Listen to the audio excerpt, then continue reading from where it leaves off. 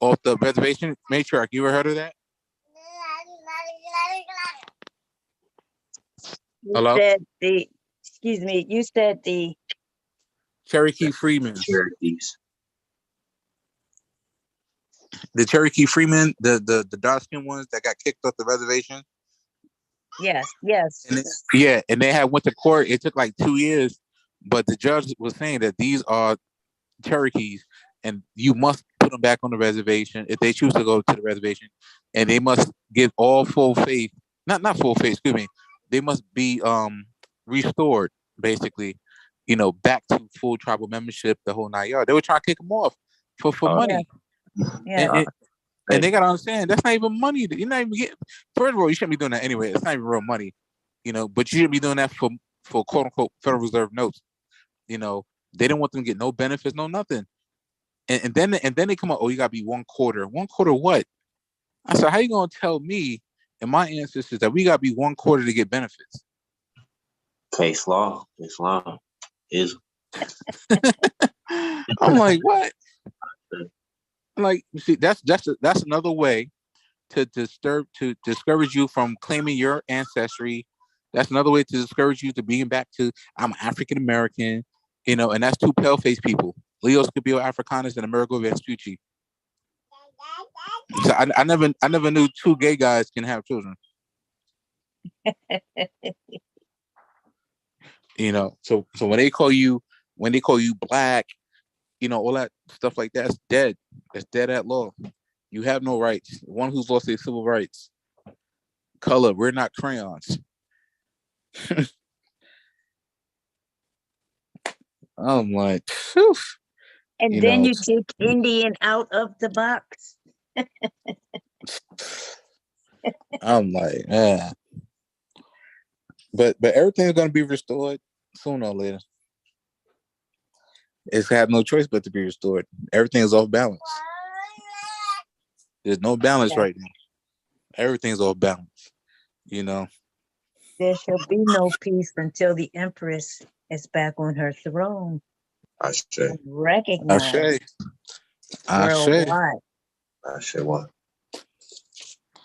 And that's coming very, very soon. Yeah. Them pilgrims gonna be mad. They better start practicing. Practice in the mirror. How mad can you get in the mirror?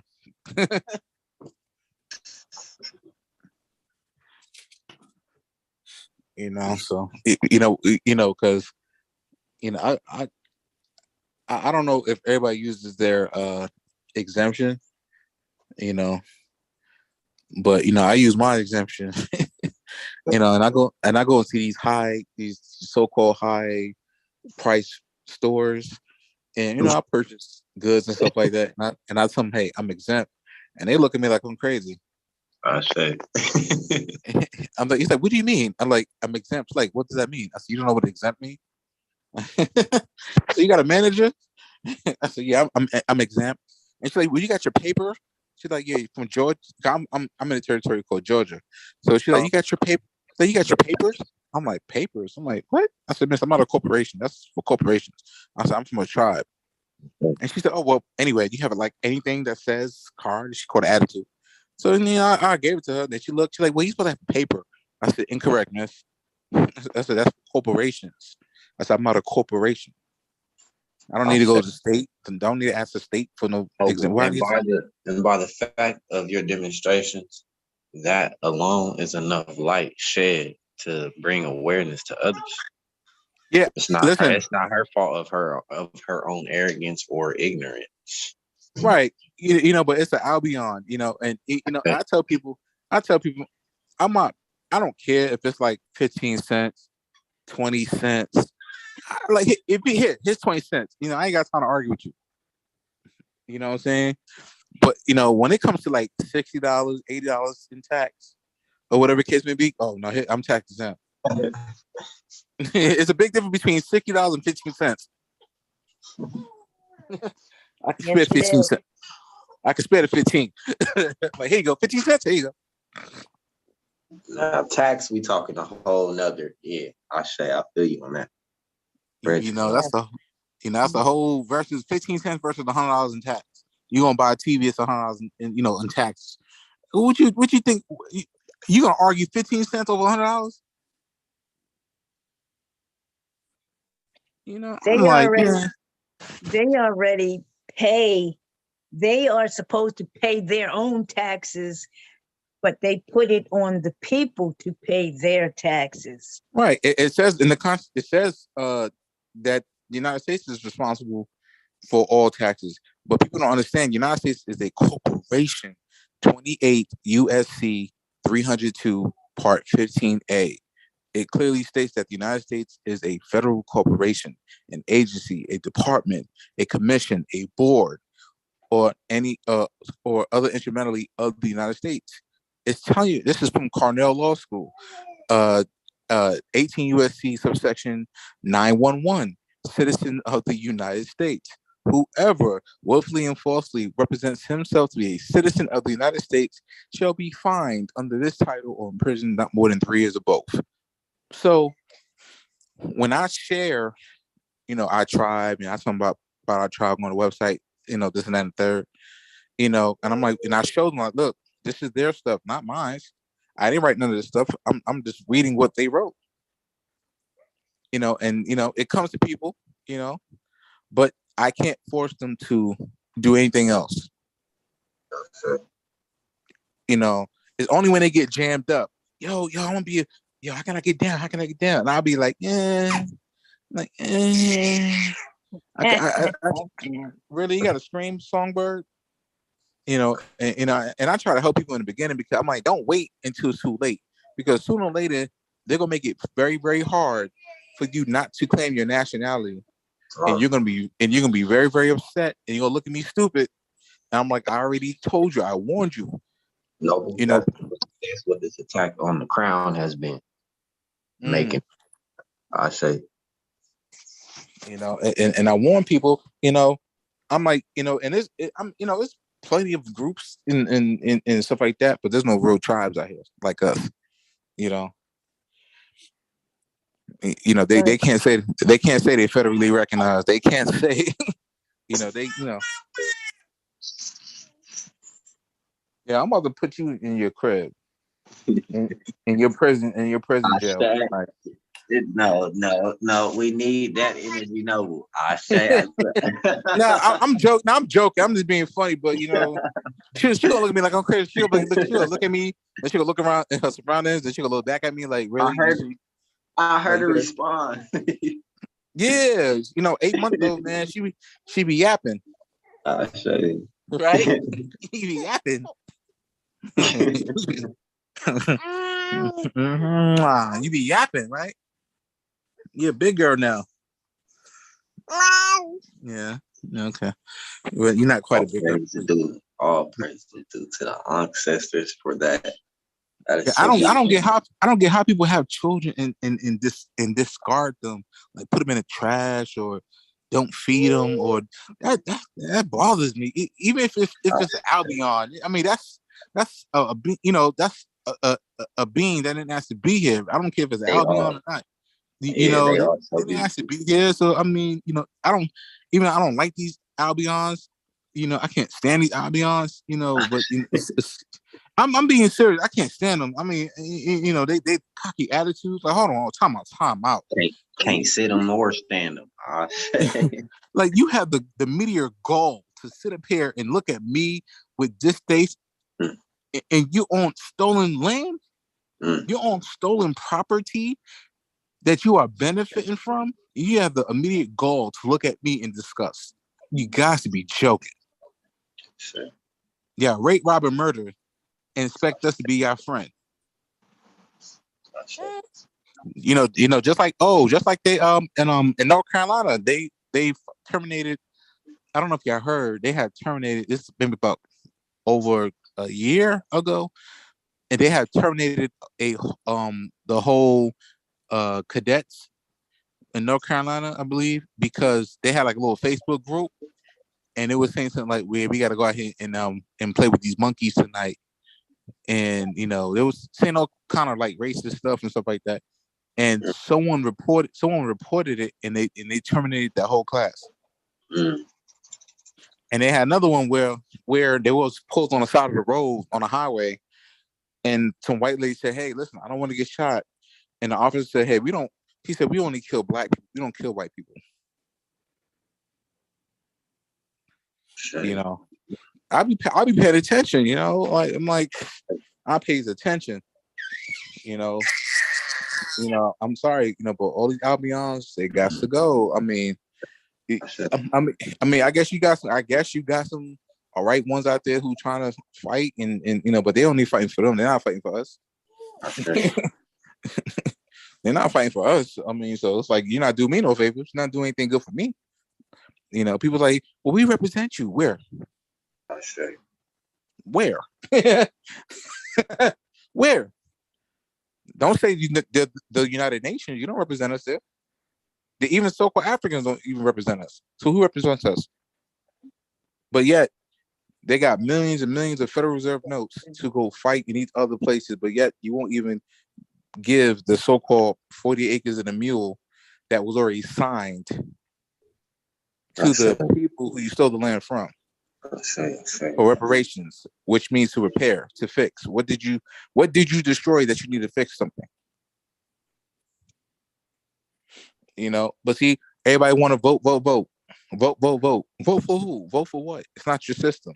The system's not made for you. Remember, you're supposed to be 3/4 of man. You're not even a whole human being. So how can a handicapped person vote? You're disabled. You are disabled, meaning that you are no good to no one. You know, people not breaking down. People are not breaking down nothing. They just putting a John Hancock sign, and that's it. Give me that.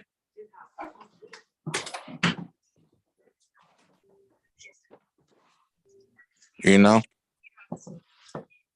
Hello? Peace and love, family. My phone died. Oh. You know, but Peace and love, I say.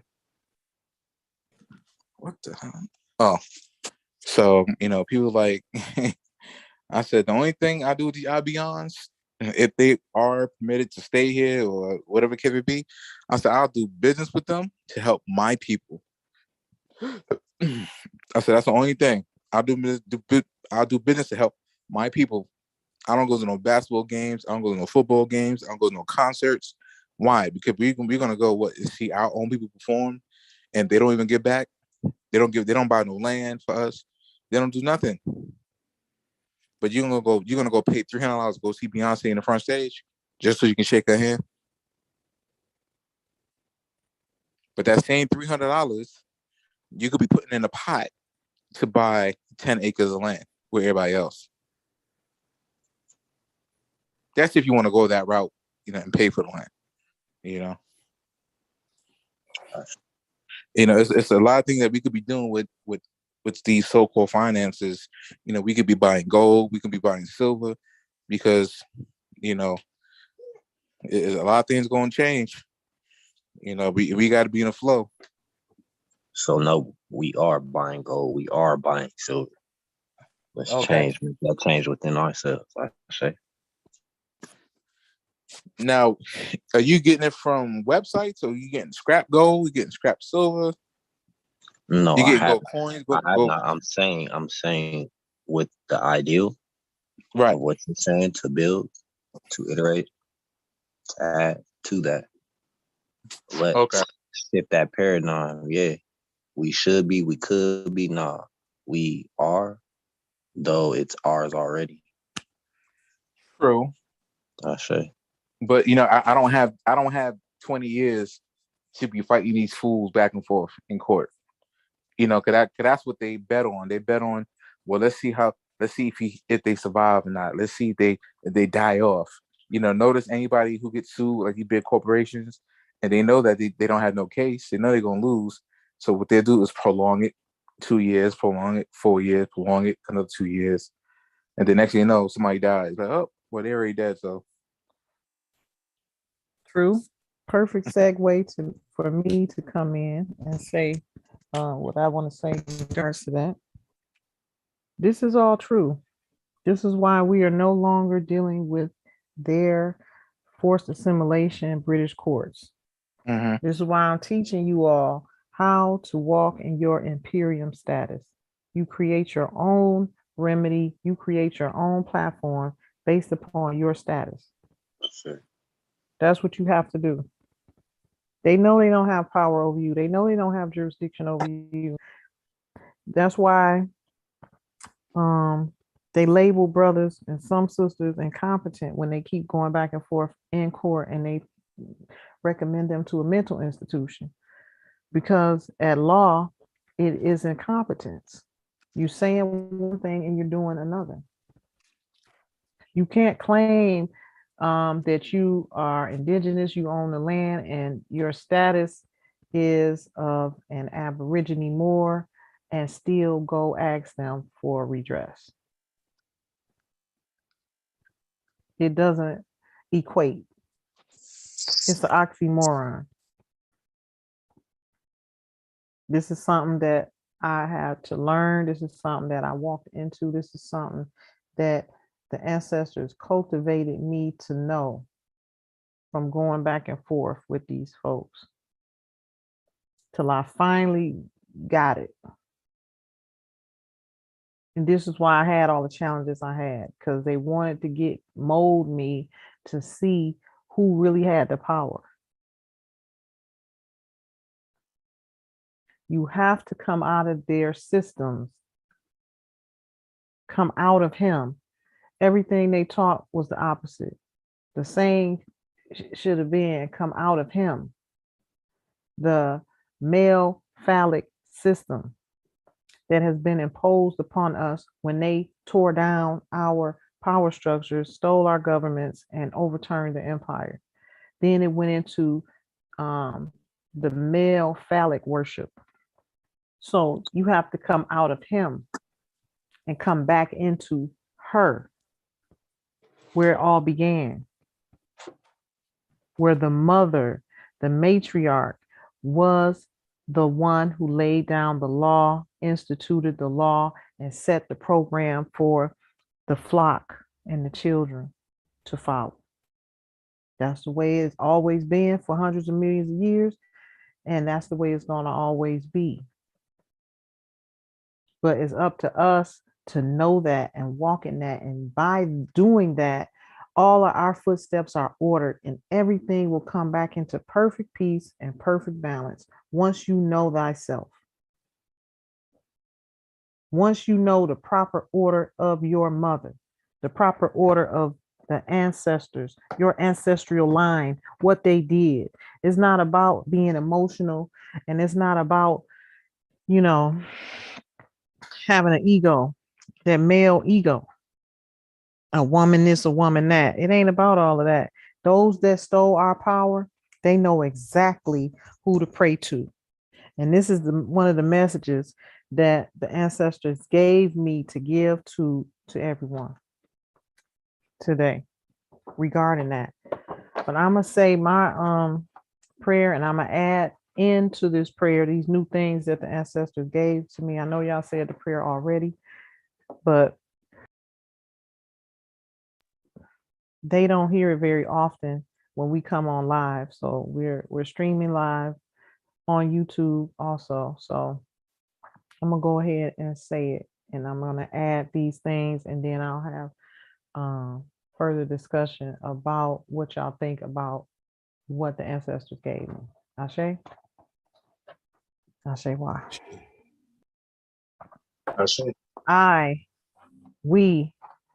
I, Empress Nitiel Bay, and we, the Aborigine Moors, so-called Black people, for all y'all that's out there listening, if I say Moor, I'm talking to the whole Asiatic melting pot.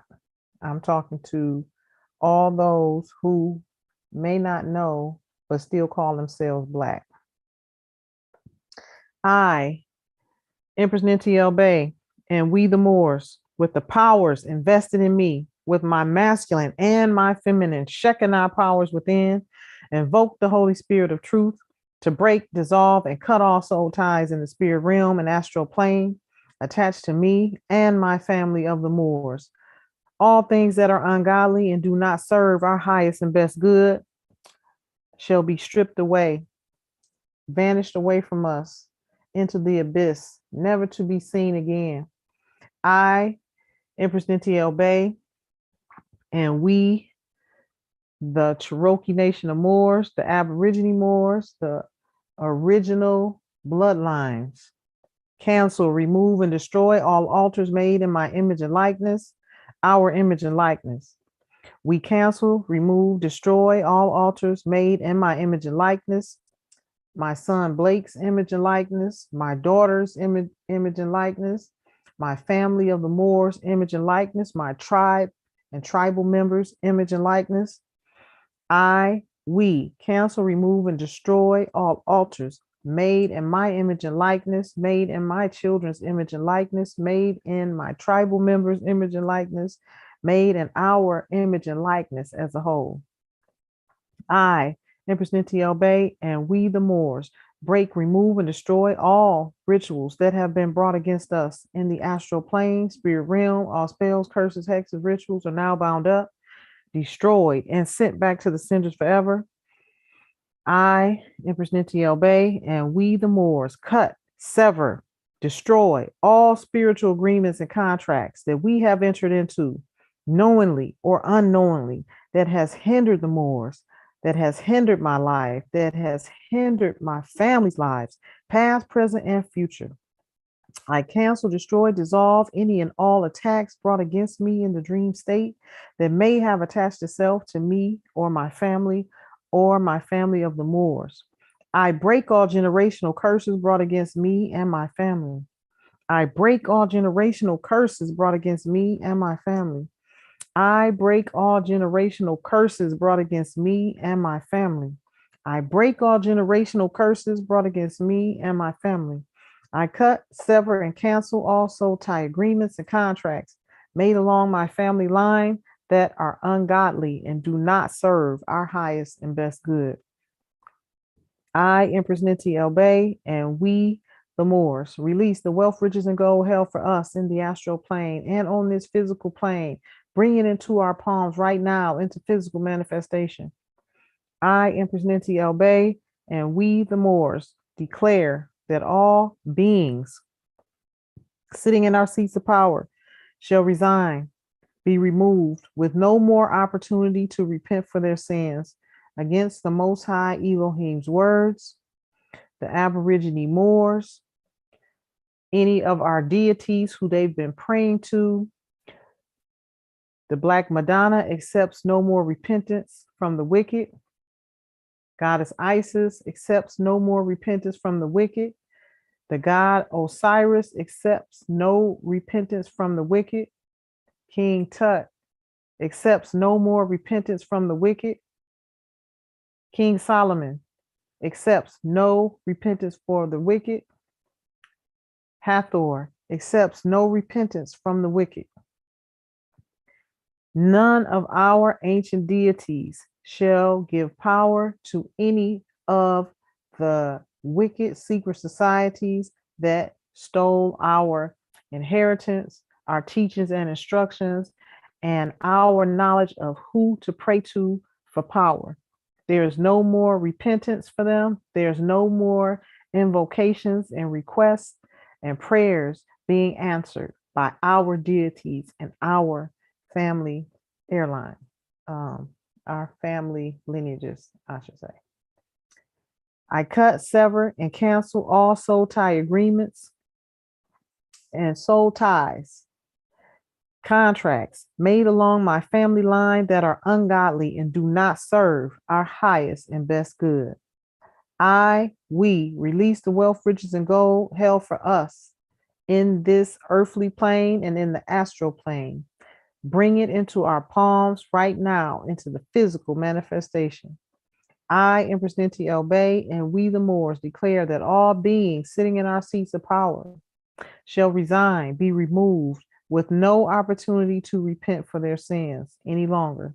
They have violated our ancient laws, the words of our ancestors, the Most High Elohim, all the words of the Aborigine Moors, the landlords of the lands of Mu.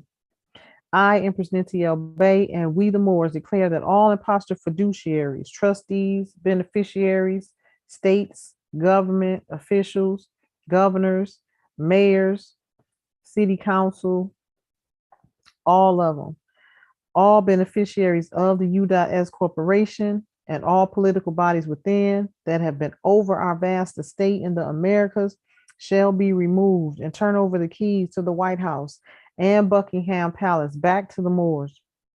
All those secret societies holding on to our words left by our ancestors, our lost books, our hidden culture, our knowledge of our connection to our cosmic and earthly creators. Our ancestors left us those instructions. That is our inheritance, our teachings and instruction. It does not belong to the secret societies who stole it. It does not belong to the Scottish Rite Freemasons or the Ku Klux Klan or the Daughters of the Nile, Sons of the Nile, Daughters of Isis, Sons of Isis. It does not belong in the hands of those who stole it from the proper heirs. They must give it back to us. Our ancestors left us those instructions and teachings and instructions for us to rule the land, for us to govern, for us to have our own governments and run our empires. These violating impostors must correct their wrongs, or else all violators shall be punished, and they will be put to death by our ancestors. We now have the power to invoke. It has been brought back to us through the Akash, what we need to do to bring things back into balance. So whether they stole it or not, it's all coming back to us now. All those that are left that the ancestors do not remove from our path forever, their children's children shall be punished and be made to pay back the Aborigine Moors pursuant to the charter, fee schedule, and their heirs and their children's children shall be cursed and be made to pay back their forefathers' debt to we the Aborigine Moors and our heirs only in perpetuity.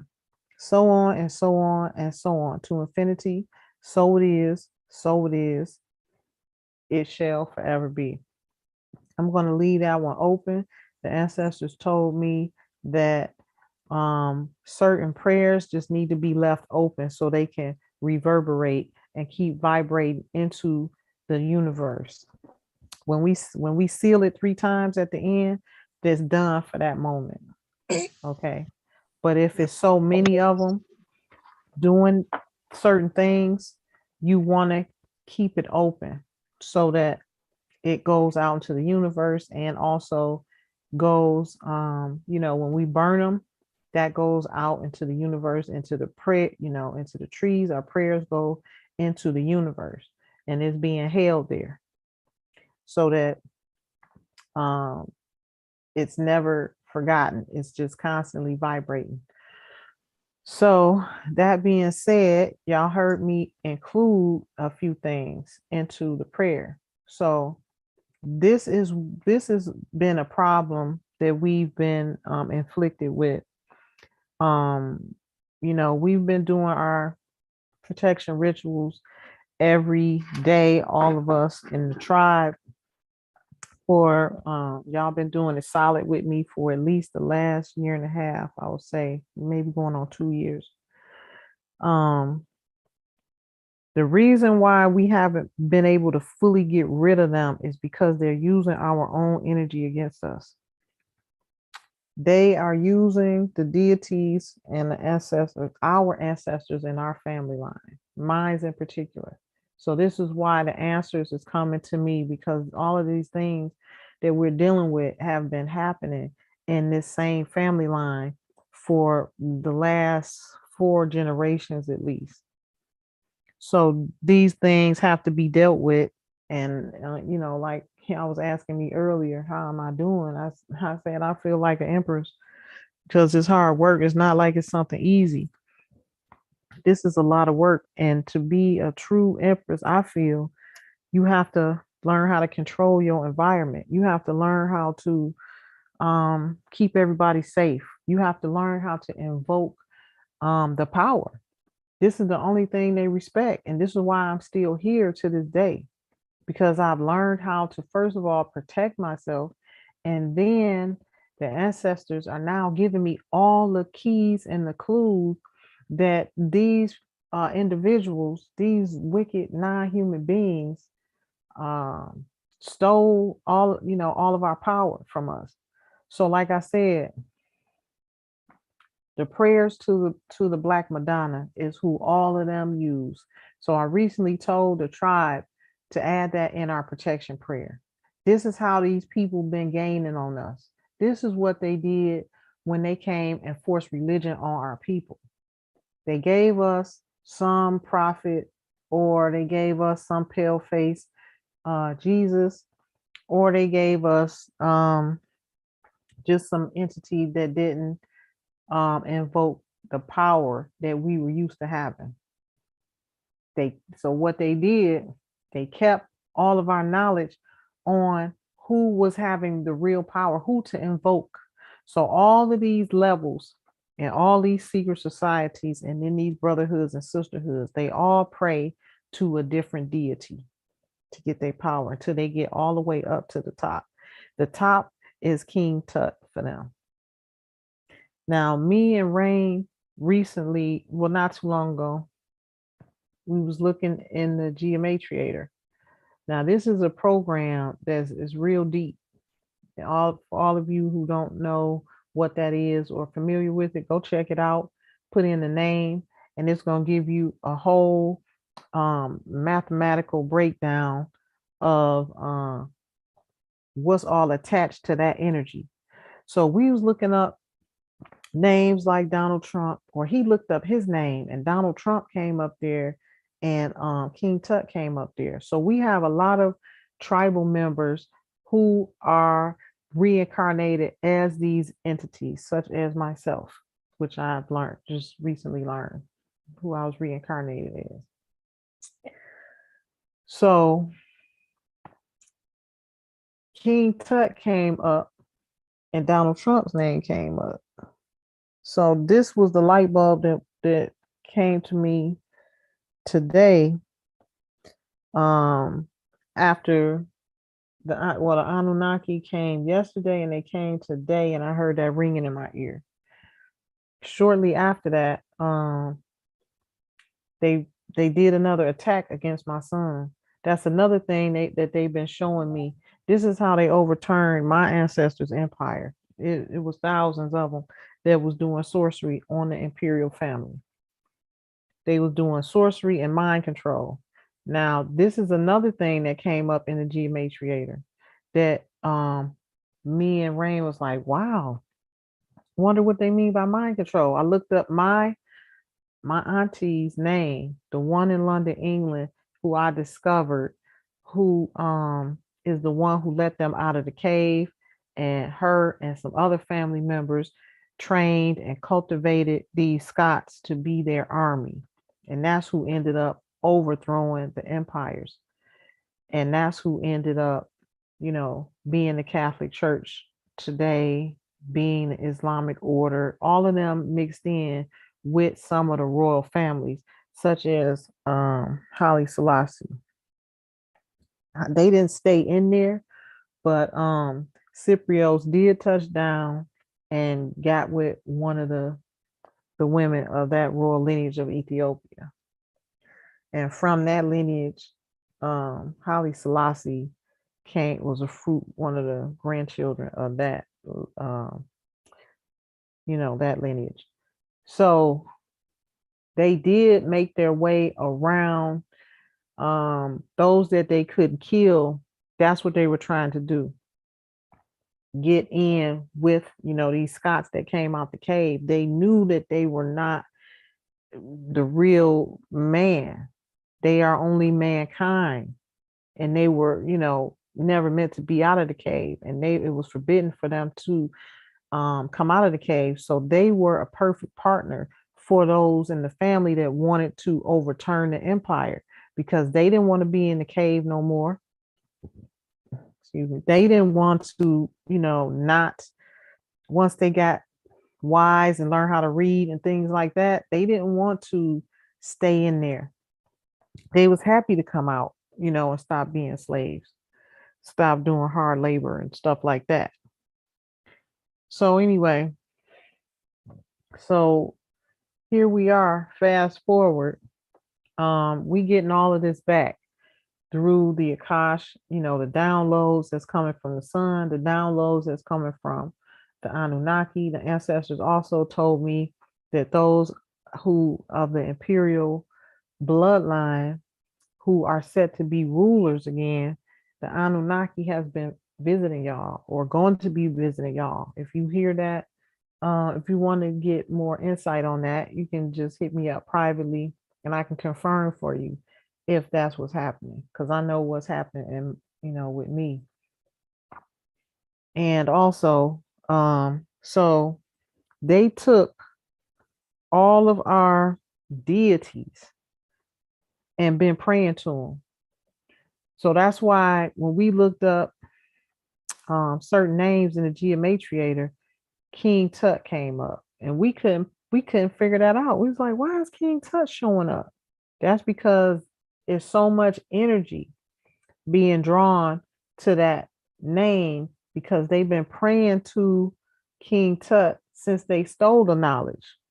So Donald Trump, that's how he got his power. His family and all of them, they know the secret sauce. They know the secret sauce. So they stole the real knowledge and replaced it with some BS. Now we have pictures. I have pictures on my website, empressinamerica.com, showing how the popes and all these different people around the world parade the Black Madonna around and pray to her, kneel to the Black Madonna, all of these different things. So all of these sorcerers that we've been dealing with, me and the tribe, this is who they pray to. So the ancestors told me how to strip them of their spiritual power. First of all, they are not supposed to have this knowledge. Okay, they're never supposed to have more power than us. This was an ancient knowledge for rulers, and they took everything they learned and made it for wicked, used it for wicked. That's not what we used it for. The knowledge was not used for wicked. But this is a prime example of why the knowledge should have never been in certain hands. And people say that to me sometimes. I've heard them say that you don't give up all the knowledge and this and that and the other. Something in me is keeping me from doing it, because evidently you're not worthy of that information. You're going to abuse your power. You're going to mess it up for everybody. It's not for you. Everything is not for everybody. I don't know why sometimes the spirit stops me from doing certain things, but now as I'm learning, as I'm maturing in the spirit, they're showing me why. Prime example, who have we been under, the rulership that we've been under? What did they do when they got all this knowledge? Beat the people down, killed them, and still trying to kill the heirs of the land to this day. Tearing up everything, tearing up our land, tearing up our earth, doing nothing but wicked with all the power they have gained. So this is why they were never supposed to have this knowledge in the first place. We fell, humanity, HUE, fell from humanity because of this. Because the power and the knowledge was in the wrong hands. This is why we have to get it back. We have to set our prayers and our invocations for protection against the wicked, being able to invoke power from our deities. So in order to counteract that, I told the tribe today, yesterday, and the day before, everything that was coming through, that we have to we have to go to them. We have to go to the Black Madonna. We have to go to Isis. We have to go to Osiris. We have to go to Hathor. We have to go to King Tut. We have to go to King Solomon ourselves and invoke them in our prayers and ask them to cut off all the prayers for the wicked, because they're using them to dominate us.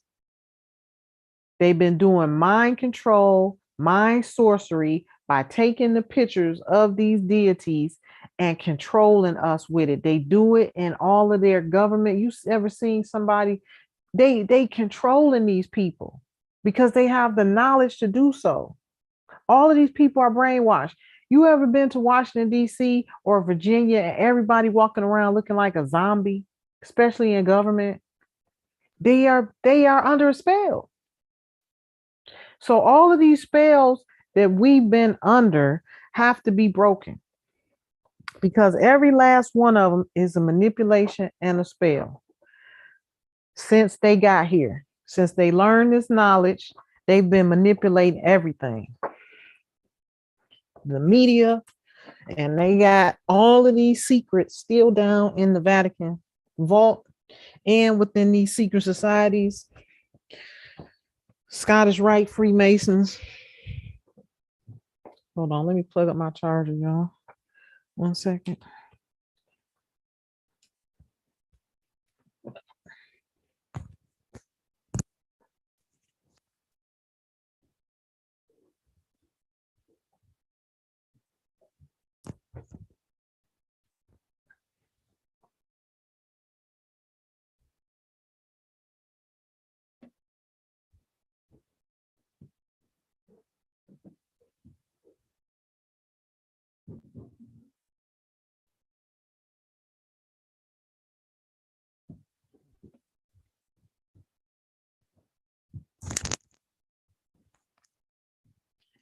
Okay, I'm back.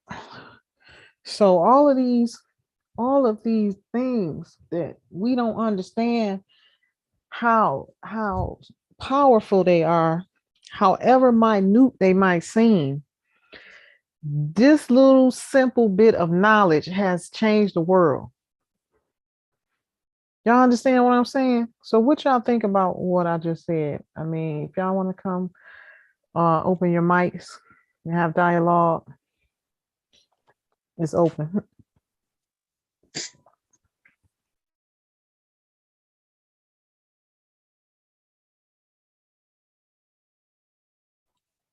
Yeah, what you've been saying, is, bless you, is 100% true. They've taken our knowledge and they turned it against us. Through the brainwashing, social media, advertisements, etc. To where the people get, some people get stuck. They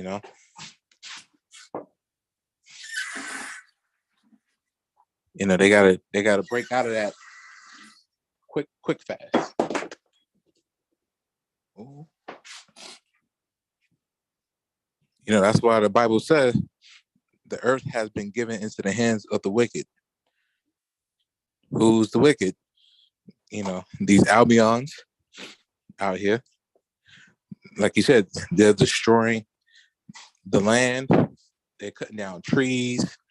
They're building industrial plants. They're building condos and co-ops, and they're not replanting no trees. Nothing. Like the matriarch said, it used to be trees be blocks long. One big old tree be like 2 blocks long. You can't really find those type of trees now. The air quality is not, to part. There's no balance. But there will be a balance soon, very soon.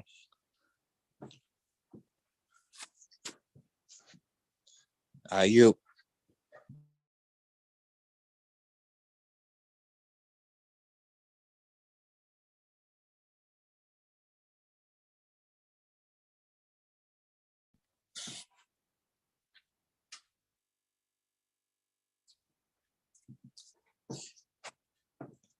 Is everybody here? Yes. Oh. Yes, present. Everything that you just said, my heart feels it is correct. My wound says it's correct. My wound doesn't lie to me. My intuition doesn't lie to me. And I'm not going to argue or debate. There's a time and a place for everything. I've always, I learned the Kemetic path first, and I didn't know why. I just thought it was a coincidence that my first initiation was Kemetic. But as I moved over and started studying other different African traditional sciences and technology, they all are paralleling one basic system. So when I'm dealing with the Orishas, or if I'm dealing with Kemetic ancient deities, when I'm dealing with primordial ancestors, ancient ancestors, the energy is different than when I'm talking to or dealing with a saint or an angel. But you only know this if you're doing the practice, if you're actually being a practitioner of sacred science. You gotta have both feet in the game.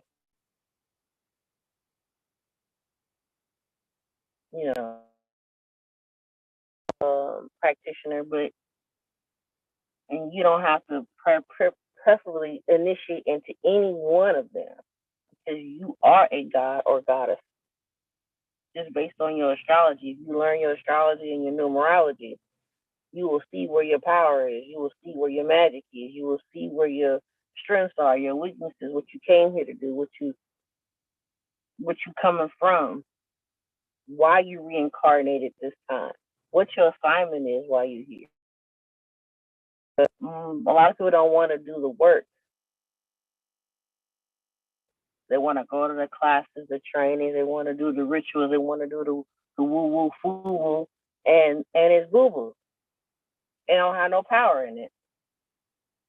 But when you start to really know yourself, your power, your magic, your gifts, your abilities, you're unstoppable. Period. They can set any trap they want. They'll fall in it before you will. Matter of fact, your spirit will tell you somebody's trying to trap you. Period. And give you the proper defense ancestrally, astrally, in the dream state.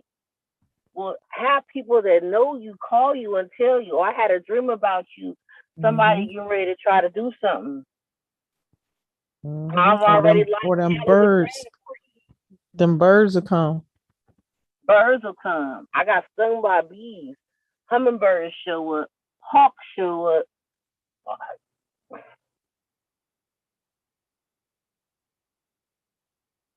You are as powerful as your mind. If your mind is weak, then you're weak.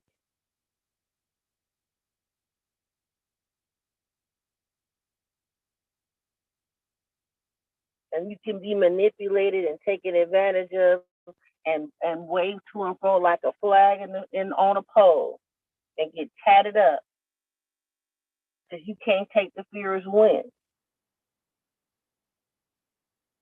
So you gotta get grounded and rooted in the fundamentals of your craft, of your practice, of your magic, of your intuition, of your integration to your higher self. Most people don't even know who their higher self is. Your higher self oversoul, right? It's the part of you that knows everything, that's connected to the all and the one.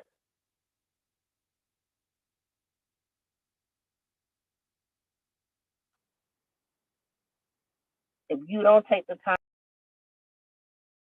your skills, your abilities, what can you do? How can you protect your lineage? How can you build for the next 7 generations? Somebody got to teach it to the kids. If you not doing it, how you going to teach them? Because they're going to fall into that trap. Now, they have free will, they have choice, but there's things that you can override,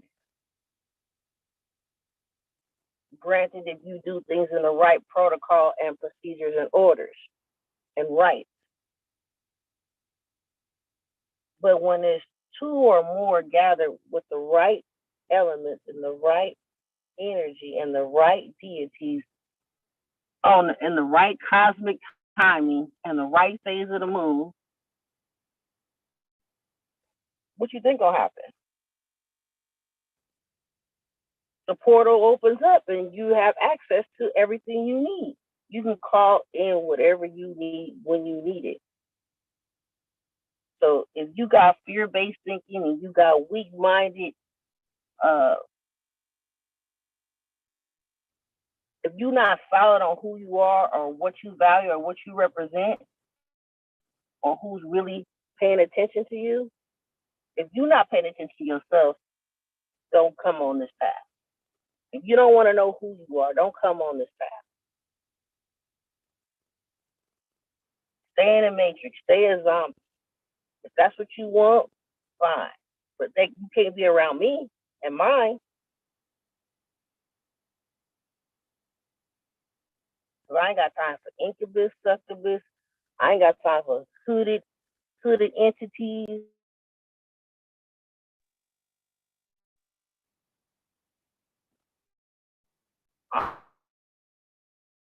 Parasite, parasitic, things that can attach to you and feed off of you. What's that? You keep going to the doctor, you sick, you don't know why. Somebody been doing work on you. You don't even know how to protect, you don't know how to stop that. Because you're afraid of your own practice, your own stuff. Your bloodline gave you everything you need. You just got to know which ones to work with. You got to know the difference between a benevolent ancestor and a malevolent ancestor. You got to know the difference between a deity, a demigod, and a demon. All demons are not bad. Some demons work for the good. You won't know that if you don't study.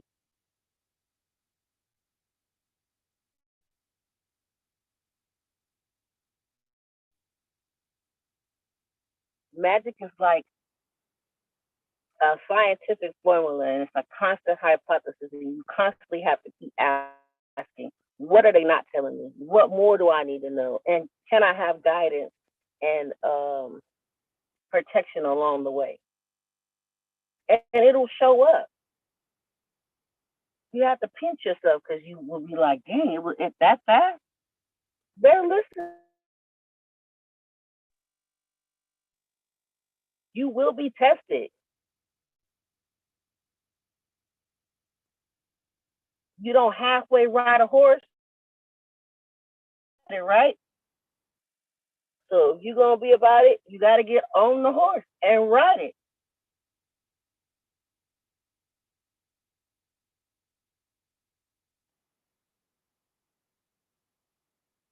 You have to be clear on what your intentions are, especially in a collective set. You can't have double-minded people in your collective, because that's going to invite intruders, imposters, and fuckery, as I call it, energetic fuckery. That's it. Right? We don't have time to be messing around with unbalanced mental health people.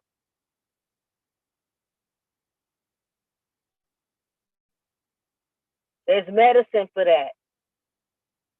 We got medicine for that. Natural medicine, energetic medicine. The ability to have a heart-to-heart conversation and soothe a person. That's the power of the touch. That's the power of the hand. That's the laying of the hand. Why do you think they put oil on their hands before they put hands on you? Because the oil has been sitting on the altar. That's before a deity of some kind or an entity of some kind. You have to know how to invoke with the I and with the E. You have to know how to exercise something. If you need something completely removed, you got to know how to do that. There's poltergeist energies. There's wandering spirits. People that don't want to cross over. People that need to be crossed over. When your spiritual gifts start coming on and advancing, you have to know how to do those things. You can do it with a pendulum, a dowsing rod, words of power, mantras, yantras. There's all types of technology and tools that we have access to, but you have to learn how to use them. No one's going to give you all the answers. You got to put some skin in the game. You can't be in the practice 3 weeks and talking about you getting ready to do this, and that, and you don't know the fundamentals and the basics. That's how you get fucked up. Because you don't know what the next person is working with. And you don't know how they working. You don't know if they're using chaos magic or sex magic or elemental magic or planetary magic. You got to know what types of magic they're working with.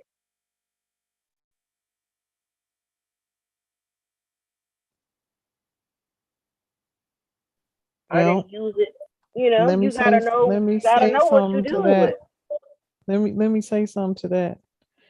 When I was first being attacked, right? I didn't know where it was coming from. I didn't know who was doing it. And I didn't know what was being done exactly. So what the ancestors told me, they just showed me different ways on how to protect myself. And the most effective, quick, fast way to stop them in their tracks. Like they would leave hair in my car. They would leave red smudge, like blood of something in my car, trying to cause an accident. They leave it in the corners, sometimes in my house, sneak in my house and do it. So what I did was collected anything I saw that was abnormal, wrote down, or sometimes this before I was writing things down, I would invoke with my mouth. That's the first way the ancestors showed me how to invoke them, with my mouth verbally. So I would take the stuff, ball it up in a brown paper bag, spit in it, and tell the ancestors, these are the hairs of my enemy. This is the witchcraft of my enemy. And then I will go and burn it. I had an altar outside at the park, dug a hole, and I would burn it. That's how I would send them their stuff back. Then I began to become, wise, and things were becoming more clear to me. Then I would say the names of different groups or individuals who, in government, who I thought it was. Then I came into the knowledge of using the pendulum to get a clear answer on what I was getting from the ancestors. So it is a process of development to get to that point. And now I'm at a point where if I went to my sister's house in December for a few days, and I came back and my protection that was over my door was down on the floor. It was off. It was taken out of the wall and put on the floor, like right in front of me. When I came in the house, I could see it. And nobody hadn't been in my house in a long, long time because I put a lot of protection up. And I said, I know doggone well somebody ain't been in here. But anyway, the ancestors took my protection pouch down that I had over the door, and they laid it right in front of me so I would know that somebody had came in there and had did something. They are so slick. What they did, they came in and they put some kind of metal, they put some metal screws near my protection on my door because they knew I had protection around my door. So they came in my house, probably got someone innocent to do it. They'll send innocent people around you, but the intent is wicked. So they probably sent somebody, innocent, not doing sorcery or nothing, not doing no witchcraft, nothing to put this up there. But they probably laced it with something, oil, or dressed it, before that person put it in there. But the ancestors, if you deal with them every day, you invoke them every day, and you build your relationship with them every day, you'll get answers like that. And they'll come clear. Nowadays, in the time of this planetary alignment, is so clear what they're saying. You can hear them. And then that was the first time physically that I seen, one time, the great mother, Goddess Diana, she'll turn my lights off. Like she's real frugal. So I had to check a couple of times, like, has anybody been here? Did somebody come here and turn the light off?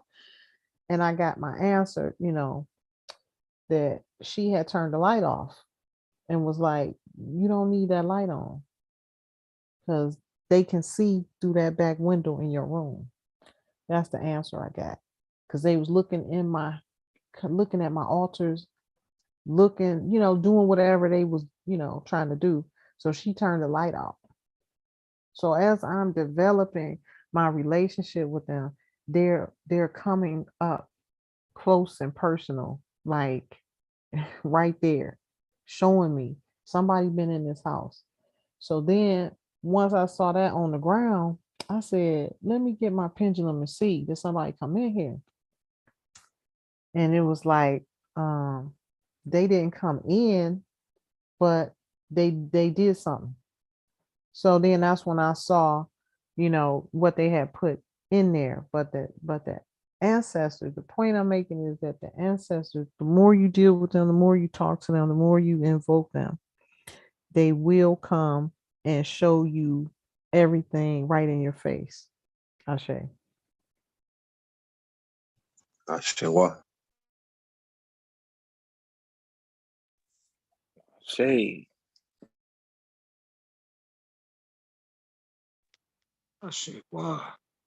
No beliefs, Vicky. Would you agree? Yes.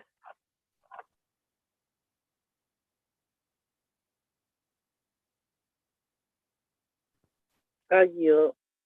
Go ahead. We was enjoying you. I just wanted to add that. Ashe. I was listening to see what I was supposed to say next. I'm not leading this. I'm being told what to say, honestly. Yeah. Well, go ahead and deliver your message. I was just affirming. Okay. You're doing so well. You're so strong in this area. This is why I wanted you in the tribe. The ancestors told me to come and find Vicky. I hadn't talked to you in how many? It was about 2 years. 2 years. My body is hot right now, so that's a sign for me to know that I'm warm. Spirits around. Basically,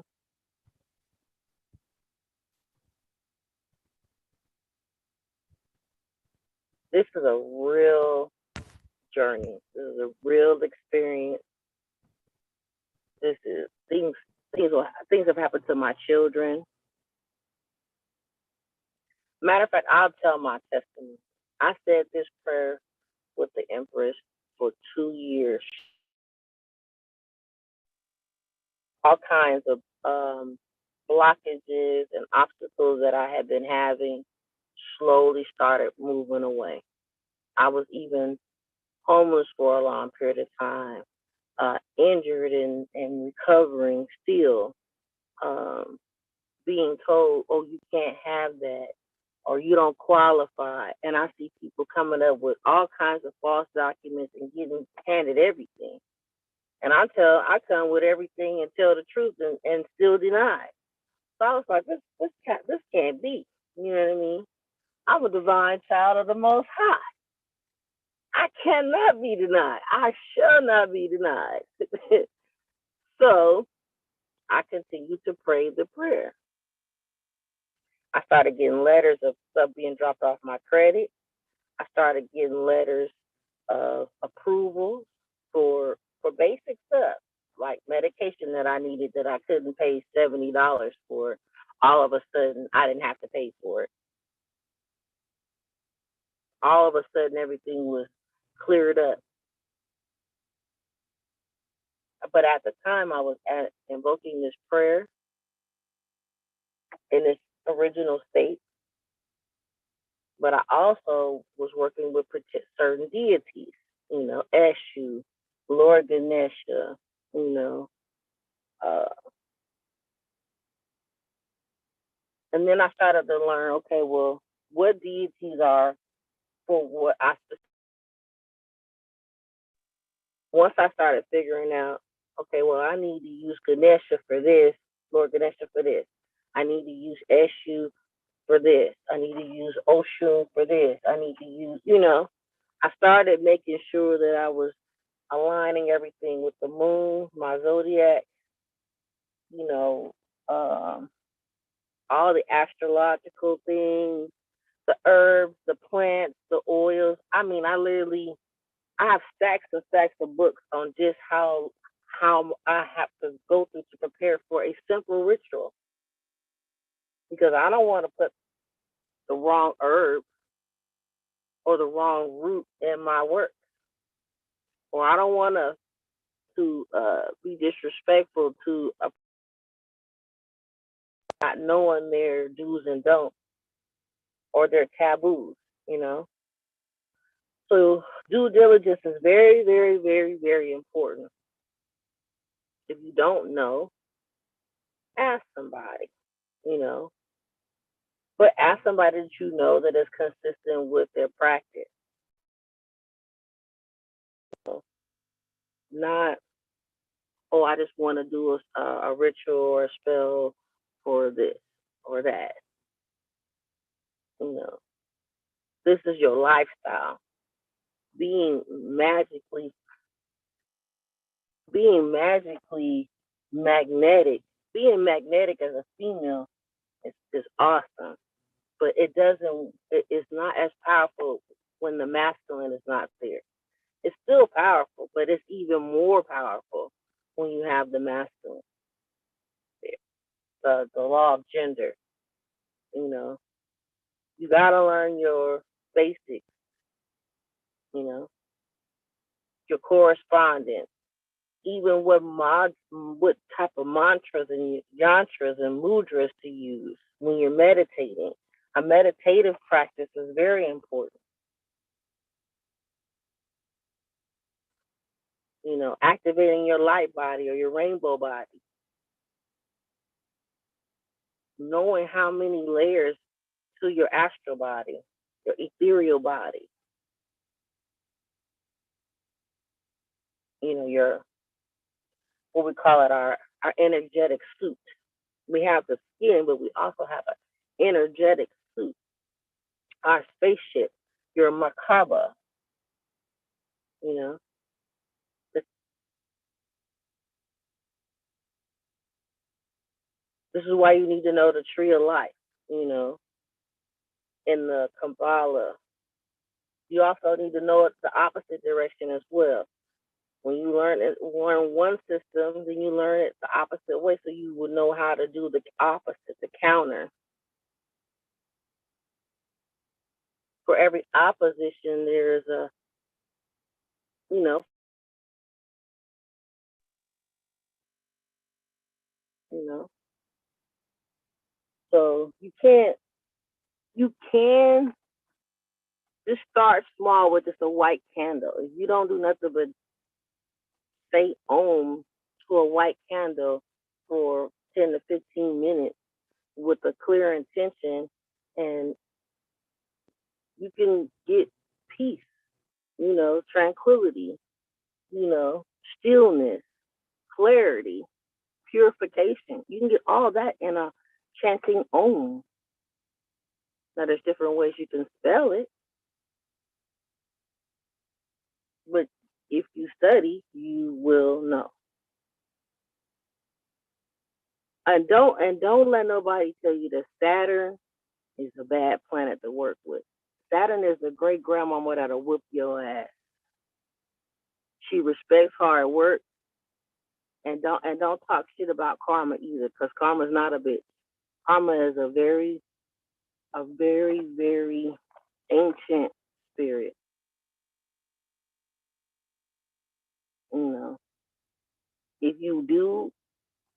If you follow the protocols and the procedures and the right of a particular system, do that. But if you are going to step outside of a spiritual system, you're on your own.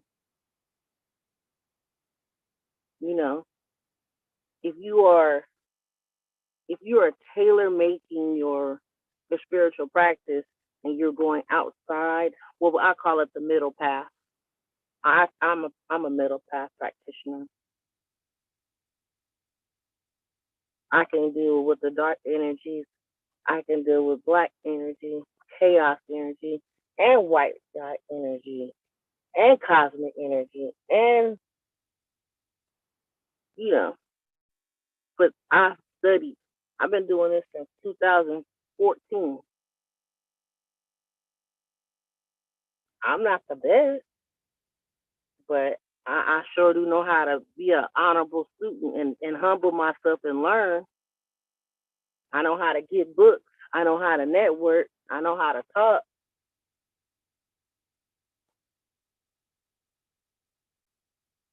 You have to build relationships with people. A person that you think is through this journey might not be the one. It could be a mere stranger. You don't know who's practicing. A lot of people are still very much cloaked, and you still have to know how to cloak yourself and your work. If you don't, you're exposed. You're vulnerable.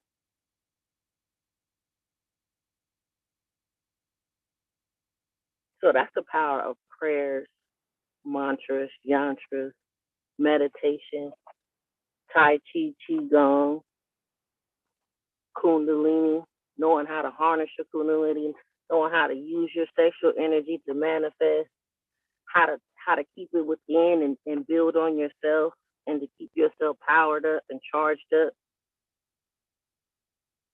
Creative energy, primordial energy is what it is. That's why it's called primordial energy. The next energy under that is creative energy, which is created through sex. The purpose of it is to create another child. So that's pure energy as well. You have to become the alchemist. You will start to make your own sigils, talismans, amulets. You will be given dreams and instructions. I've had deities even come to me and give me specific prayers and mantras to do for a particular situation. You ain't got to explain that to nobody. You can go ask for confirmation from someone that's like above, like a little bit more seasoned than you to confirm. But once you confirm, you get to work. There is no time in the astro. There's no such thing as time. in the astral realm.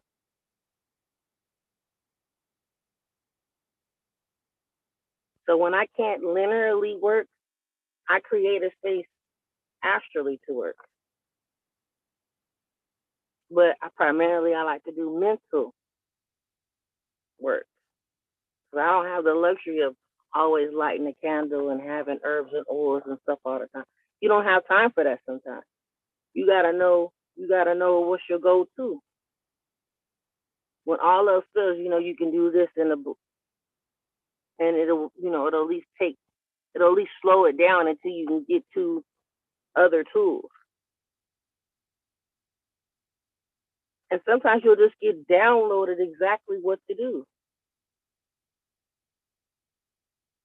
But if you don't pay attention to your intuition, if you don't have a relationship with your higher self and integrate that into you, your shadow work has to be done. Do not try to avoid shadow work. Please do not try to avoid shadow work. Shadow work is essential. It's a very much big part of your transformation. And you will have several transformations. They're not all going to look alike. They're not all going to feel alike. Each one of them is different. It's just like, they say a snake sheds its skin so many times, right? Well, every time you go through something, you're shedding off an old pathology, an old mindset, an old belief system, something that you was brought up with, and you realize, oh, that's not true. I don't have to adhere to that anymore. You can set yourself free from things that bound you that you didn't even know that you were bound to, that you made a vow to that you didn't know, that you were conscious or unconscious of. The important part in the prayer is knowingly and unknowingly, which is also conscious and unconscious. But you have a subconscious. Your subconscious is running everything. So whatever you spend most of your time, take it through your eyes, your ears, your nose, your mouth, your hands, your feet, and that's where most of your time is going. If that gets out of balance, then you can throw something off. You can throw a blessing off. You can throw a miracle off. You can throw off a whole manifestation because you got distracted. Or you have doubt and fear. It takes time to release doubt and fear and trauma. You know what I mean? If you think about it, we've been traumatized by this experience of having these so-called overlords.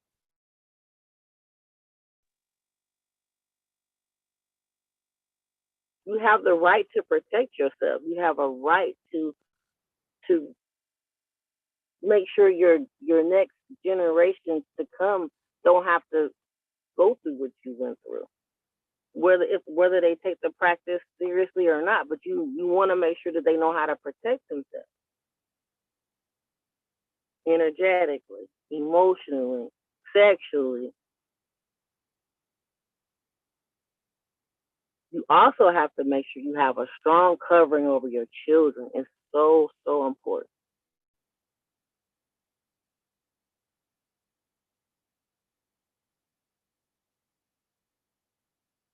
If you don't have children yet, or you plan on having children, start praying for them before they get here. You can cover your children up to 7 generations. One parent. It's even better when both parents do it. But if it's just one, it's okay.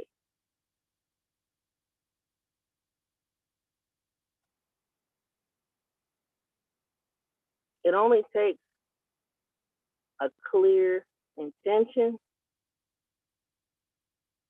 a open heart, The heart can't be hardened in this either. You have to constantly do heart work or heart chakra work or whatever, heart healing.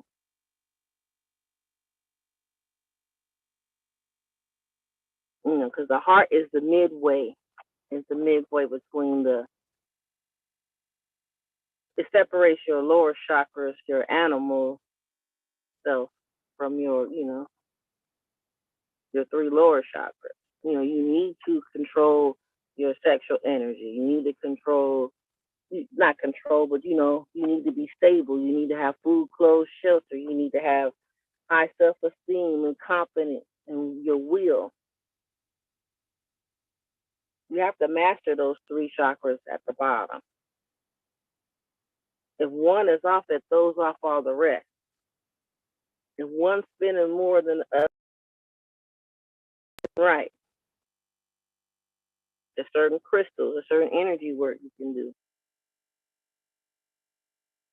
There's crystals and gemstones specifically for keeping all your chakras balanced. There's certain crystals and gems that keep your masculine and feminine balanced and in harmony with each other. Because when you have conflict within, you have conflict without.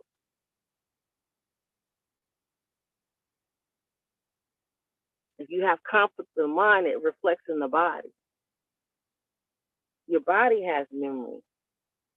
If you've ever had a traumatic experience and you walk somewhere and your body starts to do weird stuff, your body remembers something. Acknowledge your body. Your body is a pendulum as well. When I'm in the grocery store, if I pick up some food, can I have this? If I lean forward, it's yes. If I lean back, it's no. Your whole body is a pendulum. If you use it right, you have a whole electrical system running through your body. We all are electric. That's why you're supposed to eat an alkaline diet, and that's why diet's important, especially if you want to live long. But who wants to live long and suffer? I don't want to live long and suffer financially, emotionally, mentally. I'm trying to get free, all the way free. But how much do you value freedom? How much value do you put on freedom? What does that look like? What does that feel like? What does that taste like?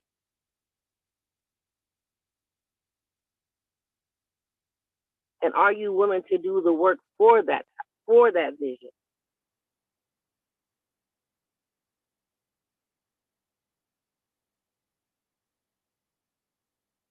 It's not. If it was easy, everybody would do it, right?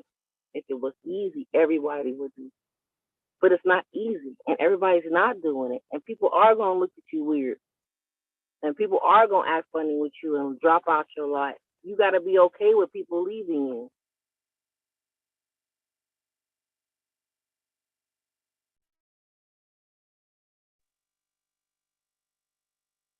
You have to love yourself enough that if anybody walks away from you, okay with it.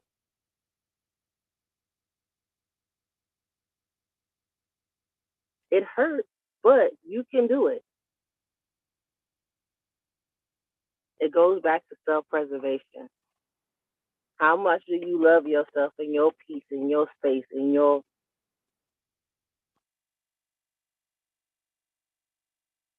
energy? Are you going to protect it or not?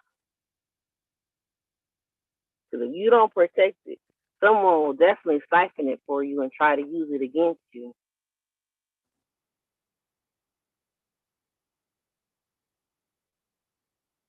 It's up to you to decide. But if you don't know what you want, you better start thinking about it.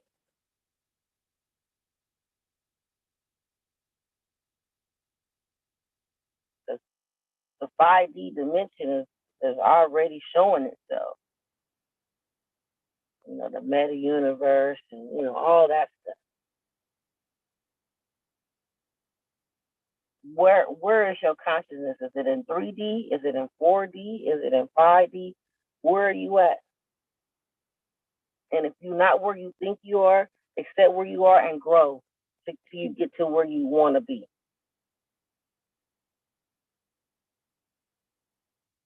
Let's say that Noah didn't build the ark overnight, did he?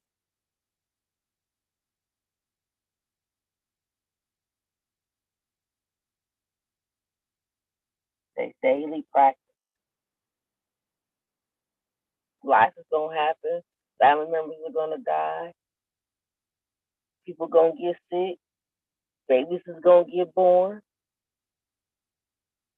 The economy is gonna come and go. Inflation is still gonna. But you have to be consistent with your spiritual practice. It is why I'm still talking.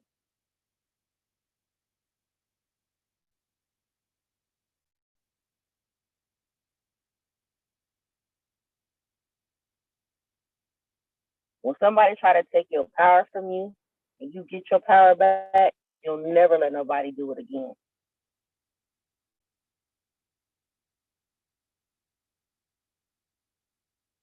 So how bad do you want your power?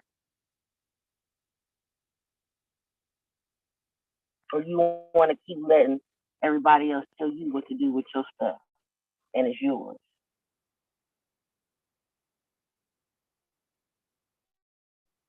I'm not a slave or an indentured servant.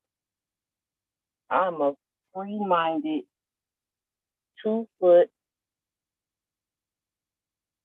consciously thinking and breathing and functioning linearly and astrally.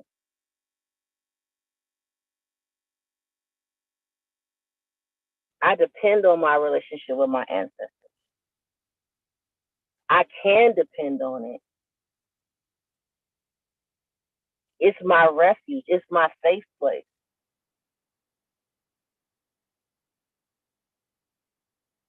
Your first line of defense is your ancestors. These are the first people that are going to come for you and protect you.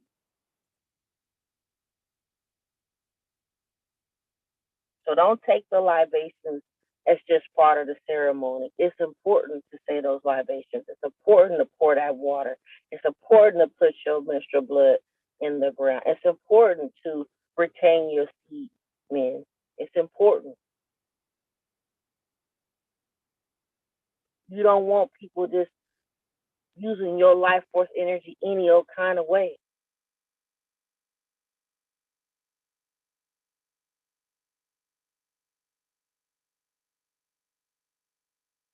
Somebody's watching you and you don't even know it.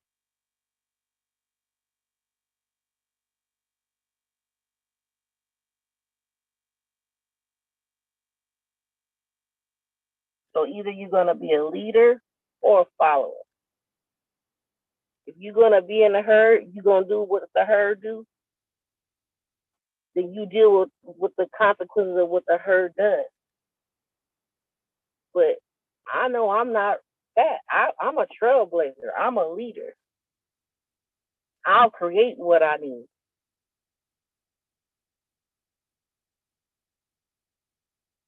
Even if I don't know how to create it, I know I have the ability to.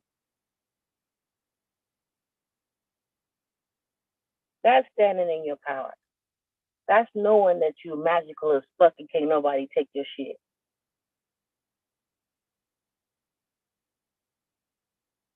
Get 10 or 20 more people like that, you got an army. With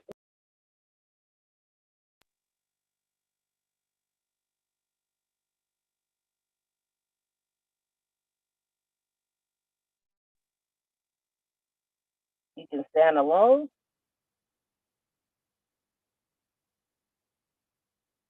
It might appear that you're alone, but you're never alone.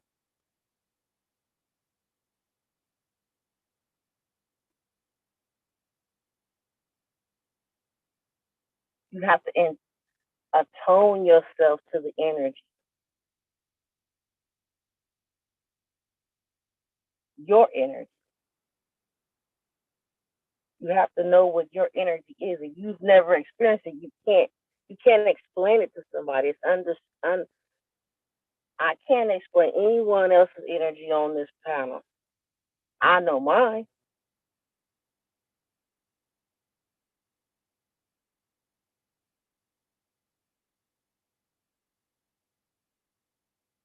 But you have to have a desire to be better each day.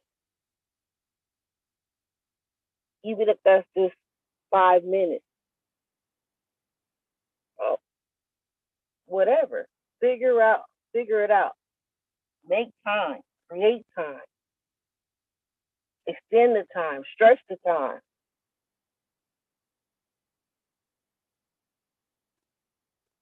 If you value your linear life, you'll make the time.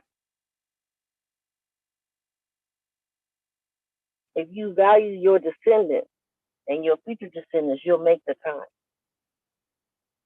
If you love your elders like you say you do, you'll make the time.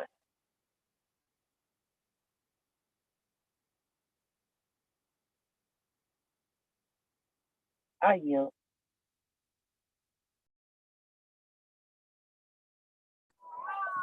Ashe, why? Gratitude, Matriarchal. Wow.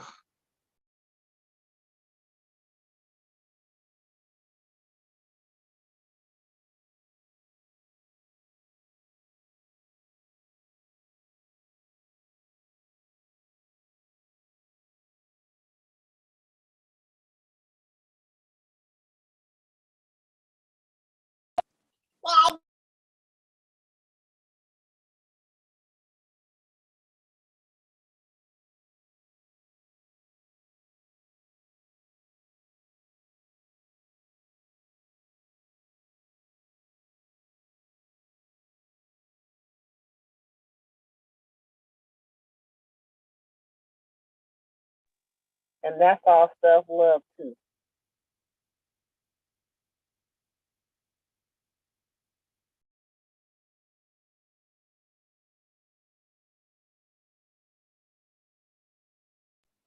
Awesome knowledge. You doing your thing. Go ahead. You're on the roll.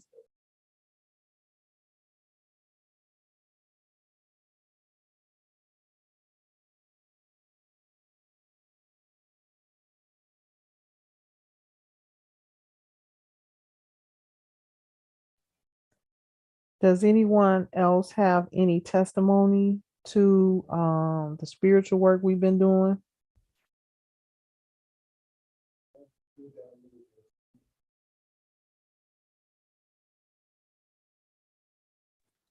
I mean, I can say, since joining the tribe, traveling in general domestically, like through TSA, has been way smoother, as well as just overall the energy.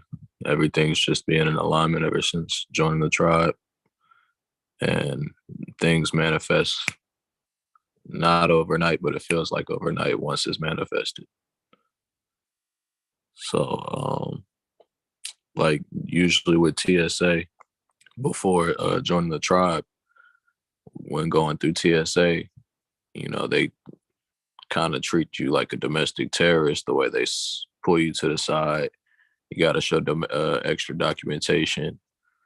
Then once you go through, you got to get screened extra. They're opening up your property, take everything out your bag, check for bombs and explosives and stuff. Then join the tribe, and I just make it clear that it's a De-jure tribal ID. It's not going to come up in y'all's little scanning system as far as the de facto corporation goes. And then once I say that, their higher ups just say tribal, let them through, and I don't get extra screening like I used to. So that's a plus.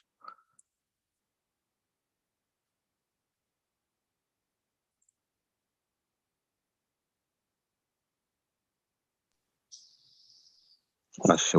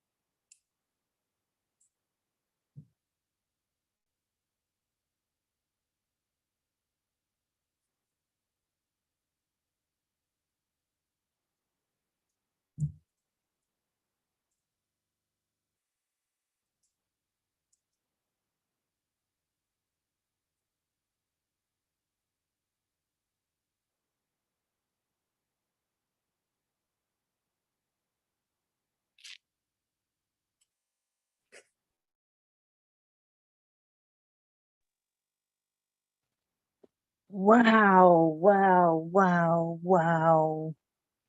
Finally got in. I don't know what happened, but I've been on mute all this time. Empress Ninti, I had a response to a question you had from the beginning. And then Victorious Vicky got on and she took me to places I have never been. Great, great, great dissertation, sister. I need that. I need to know more, as I'm sure everybody else does. So what you're going to do is give us more. We are thirsty. We need to know books. We need to know what we need, what you have. We need to know most definitely.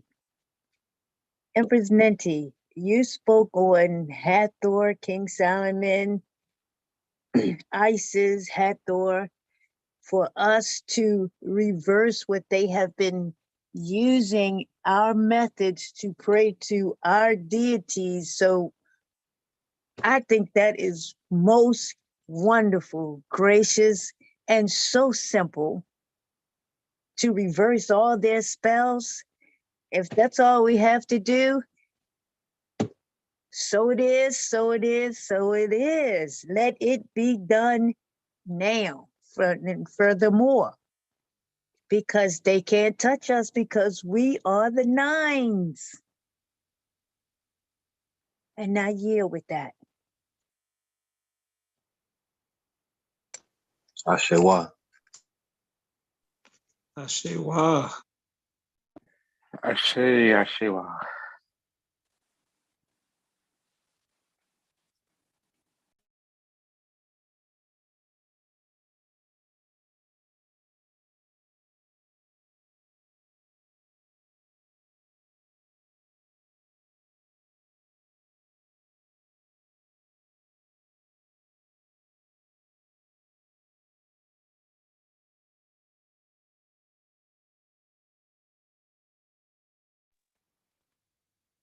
I cannot be the only one that has something to say.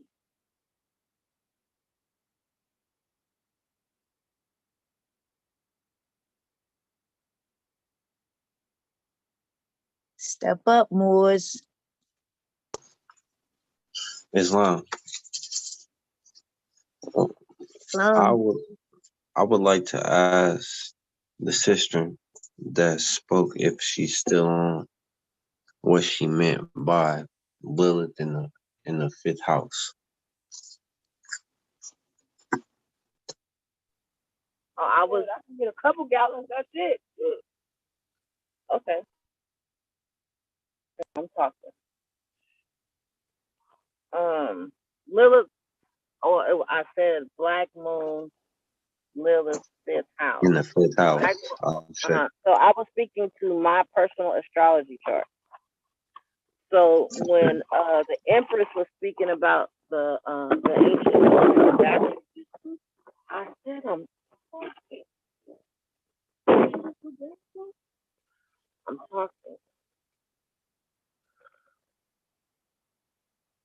So that is in my personal natal chart. So that's where it's called an aspect, and it looks like a backwards moon with a cross at the bottom, like the symbol of it, and that's where your connection to the Dark Mothers is in your natal chart. If you didn't know, that's where you would look for it. I say gratitude. And gratitude for the message. I didn't even know I was going to say all that. But I'm thankful and grateful for being above ground. Islam. Again. I say. I would like to say gratitude. Like I said, I felt that energy. So I will speak that you have us around within the tribe, within the entity that will go to battle, go to war for that, protect that. Gratitude.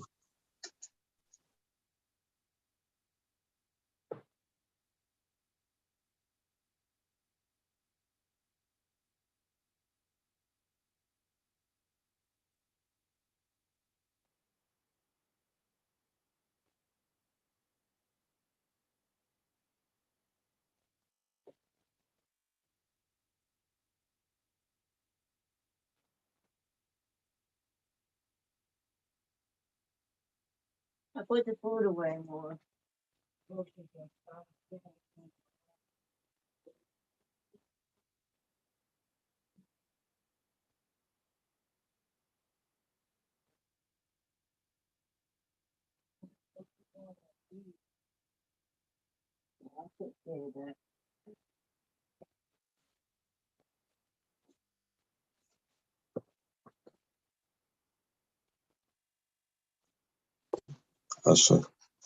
Islam.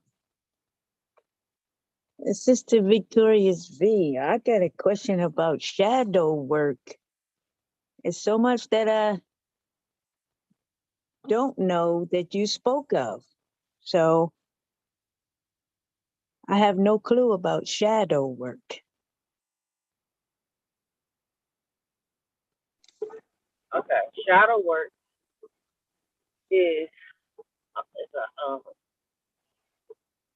it's like dealing with the parts of yourself that you have not processed. Trauma, rape, sexual assault, abandonment, depression, loneliness, inner child healing,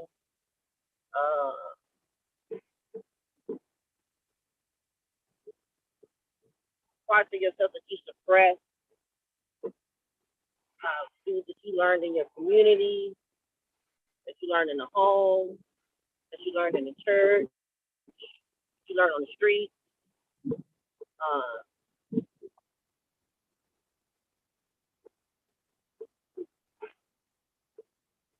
Anything that you like in a meditative practice, you have to journal through this process. You know, it's not something that you need a support system when you go into shadow work as well, because you can break down in tears. You know, it's like pulling the scab off a wound that you forgot that was there, or having somebody hit a bruise that you that you that you thought you medicated and you thought you were over it. You know, people say, oh, I'm triggered. You're not triggered.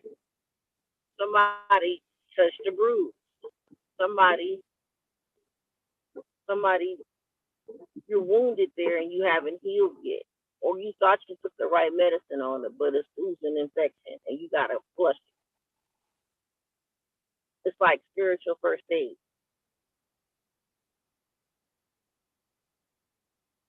These are the wounds on your soul.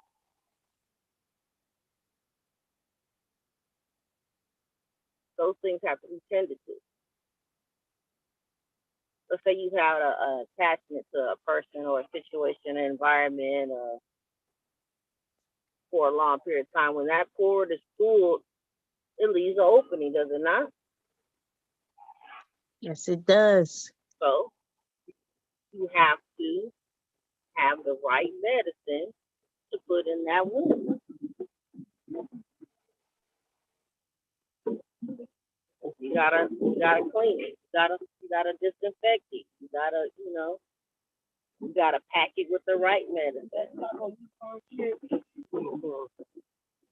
I didn't say I was sorry. I love you too.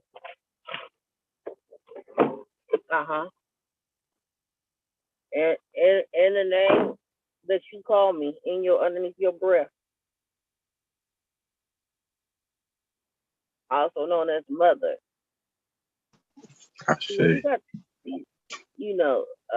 Young adults tend to, they forget that when you had nothing, it was your mama that held you down.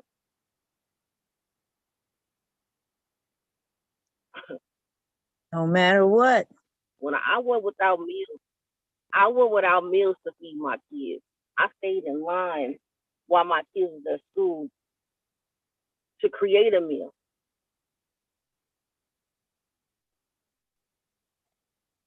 I stood in 3 lines one day on a hot summer day at 3 food banks in my community and watched to provide a meal for my kids. For your children. Right? Yes. That's what a mother's supposed to do, right? You self-sacrifice. But just because you Yes. done got grown and you got little pubic hairs and you can smell yourself, don't mean you disrespect me. And like I said, I'm talking, and if she don't want to stop talking, I'll show her. Stop talking. You see, she got her butt up out of here.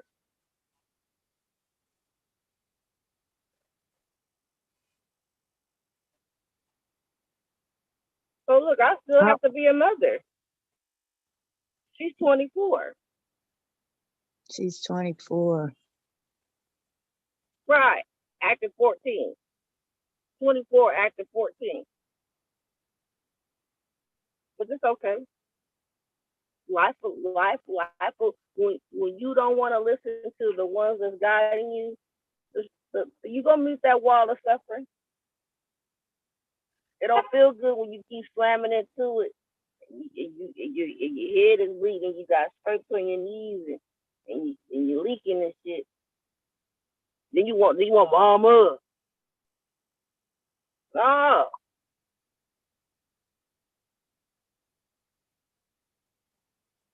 Don't disrespect your parents. Living or in the astral realm. Your parents ain't here, still honor them.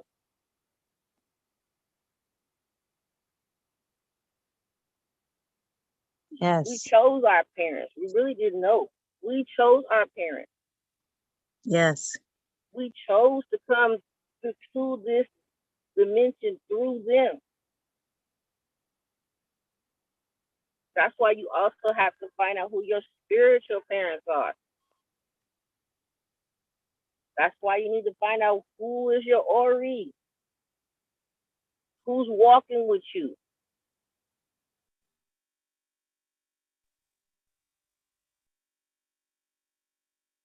Have you ever been walking down the street and they say, don't go down that street, keep going?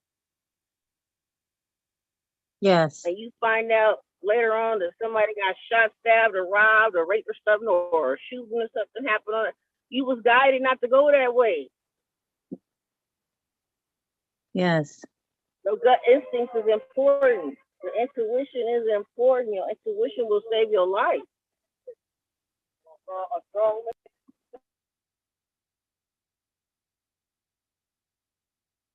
Yes, it will. That's fate and destiny. The ones who came through the birth canal with you. They've been guiding and directing all along. You call them intuition. You had to pay attention. The cheapest thing in the world. Pay attention to yourself.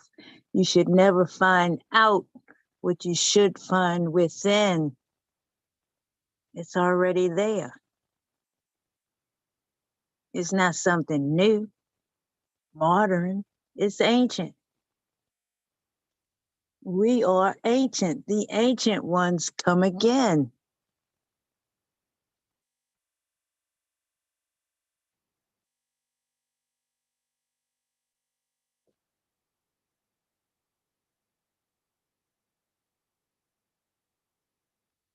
You speak good words, Victorious V.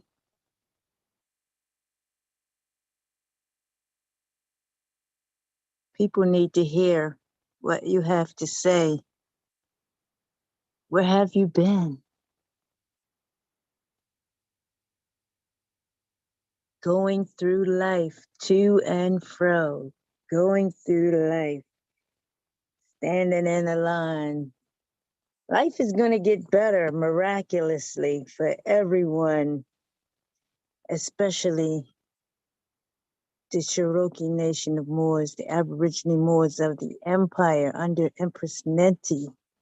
Empress Nenti is a direct bloodline to her ancestors, and her ancestors are guiding and directing and getting in her ear and downloading, and we should all have these things going on within us,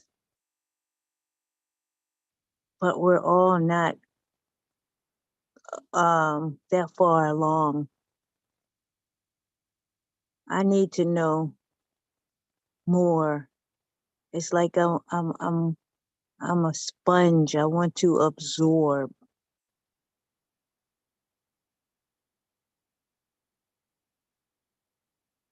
I have absorbed more science for over 40 years. Never have I been taught the things that you mentioned. I have sought things on my own. It's no comparison. It's like you can't think out the box, but I've always thought out of the box. I've been looking for more.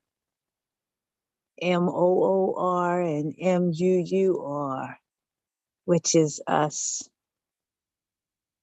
The God man, the God womb man. The number 9. You can't escape the 9. No one can. No one can get higher than the 9. And we are the 9. There's so much to know, but we are guided and directed into working for the man, finding a job, chasing a dollar that isn't even real. It's just fiat currency, but we're chasing it, and we're all after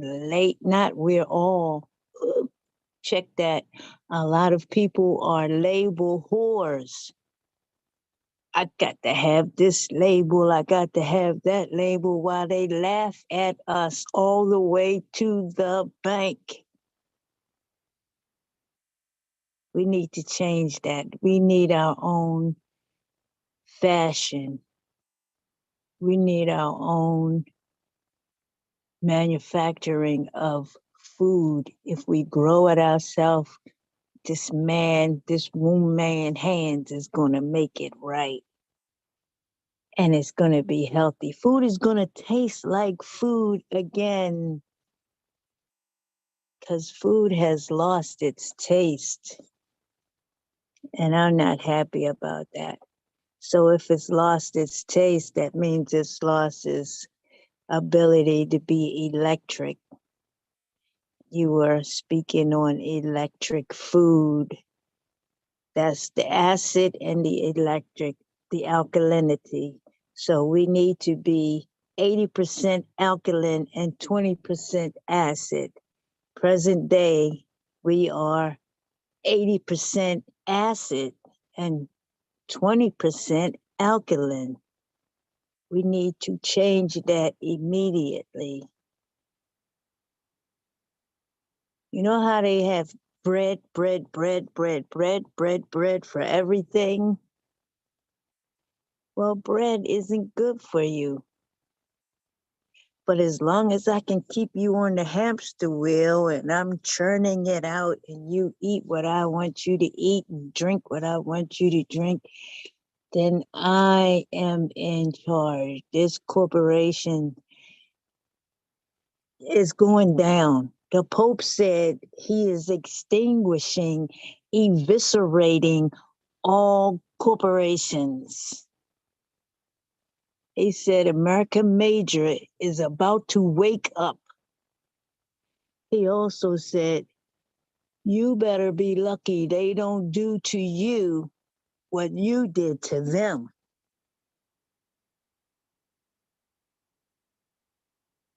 He was talking to Obama.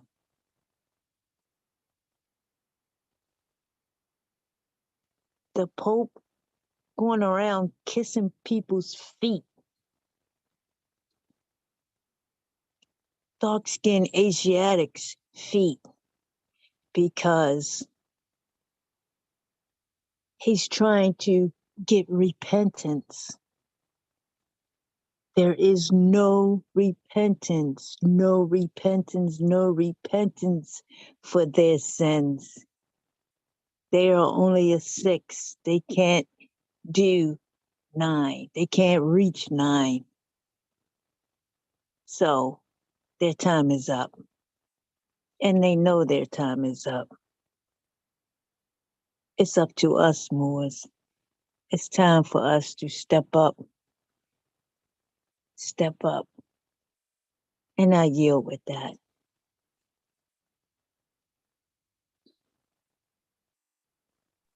I say, wow. Ashewa. Ashewa. Yeah.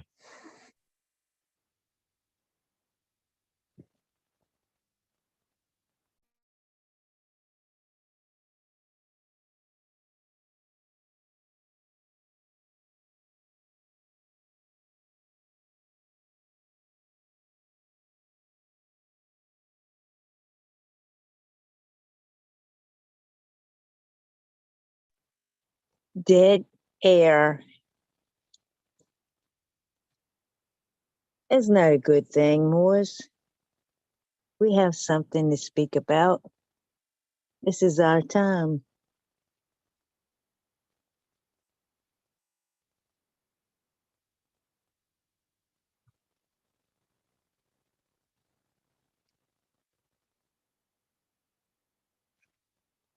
Yeah, I'm still here. I was trying to think of this movie, Sammy Davis Jr., The Hackers.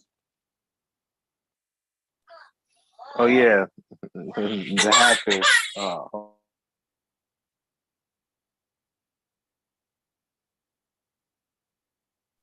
What's that about?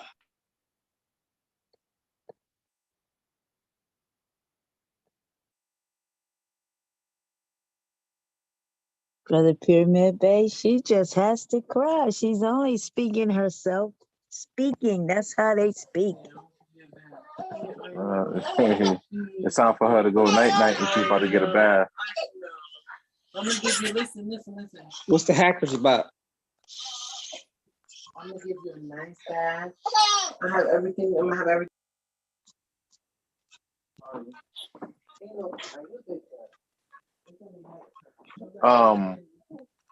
I was explaining to the tribe earlier. It's just a Western movie, but Sammy Davis Jr. plays in this movie. It's a color movie. It's in color, excuse me. And I was just pointing out. I was just pointing out.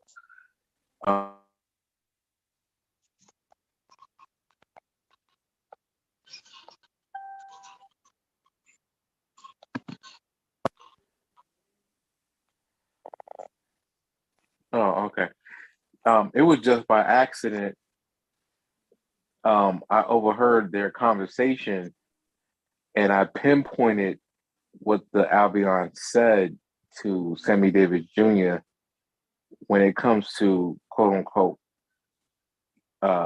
Black people here in America, the original peoples. And he made a statement. I guess he must have been mad at him, or they had a fight. And he said, "I know you hear me, you black little Indian." And so when people, even the Albions know who we are. They know that we are the Aborigines. They know we are the descendants of the original people of the entire earth, but more so Turtle Island, land of the frogs, the land of Mew. We are the woolly, curly haired, big lips, big nose. We are those people. And I was just pointing out just that little one scene in that movie. They sure are fighting hard to keep their children from knowing who we are. with that critical race theory crap. Even the hackers. To even label it something like that, critical race theory, is an insult. Mm-hmm. That's our true history.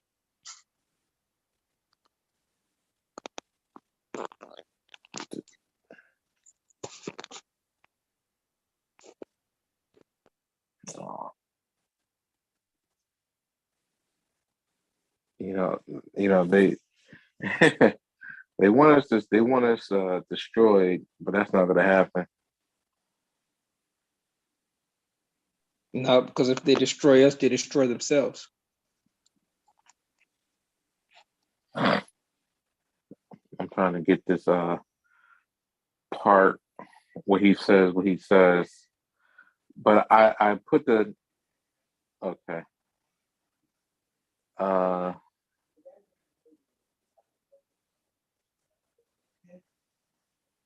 You're gonna start from 39 minutes in the movie. I'll link the.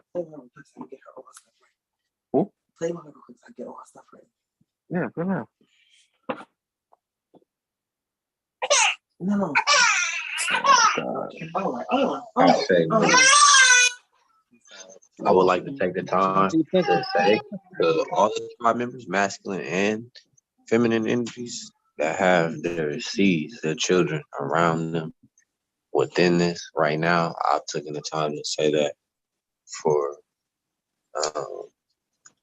Noble, so sister as well. So all of us. That's beautiful. That's beautiful. This is what it's about ultimately, overall, for our future seeds. So I would like to say that it's beautiful. Regardless, it's not an interruption. It's life, it's essence, and that's who we are. Ashe. Ashe. Say what? So I linked it. I put it in the chat, and you can start from 39 minutes into the film. It's called The Trackers. It's an hour and 13 minute and 56 seconds movie, but scroll to 39 minutes and just let it play. And you can hear from himself how he described this so-called black man or whatever you want to call it. And I just find it kind of funny. It's like if Hollywood know who we are in all these older movies, how come how it's like how did we get away from what our ancestors told us who we are to become what they want us to be now? To remain dead, down south, stupid, the whole 9 yards. So we listen to them more than we listen to our ancestors. Even when I try to correct people and say, you're not this. What color is your skin? It's like pennies, copper. And I asked one guy at the airport when I was traveling. I said, "Hey, let me ask you a question." I said, "What color are you?" And he immediately said, "Black." I said, "You're black?" He said, "Oh no, I'm brown." I said, "Thank you." I said, "What color is your skin?" "Brown." I said, "Why did you call yourself black?" He shook his shoulders. He said, "I don't know." I said, "You see that broadcasting, that spell?" Islam is. We're not black. Your skin is like copper pennies. We are the American 1828 definition of the word American, Webster's Dictionary. You might not be able to find it because even they like to take stuff down after a while. And they tell you the copper color natives who were found here by quote unquote Europeans, copper color natives, copper color natives. There's more than one variation of copper color out here. Different shades of brown. Notice how everybody is a different shade of brown. No brown is the same. Why is that? Even twins identical twins don't look like identical twins. There's always something very minute that's going to set them apart from actually being 100%. From skin color to weight to head shape, something is going to be off. So nothing is ever the same. Everything is a various shades, various from the lightest of browns to the indigos of browns.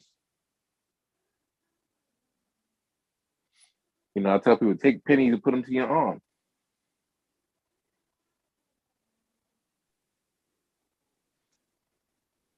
They hate what they can't, what they don't understand.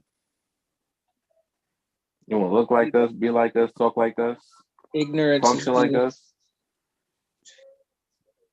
Go ahead, bro. I was saying ignorance is bliss. You know,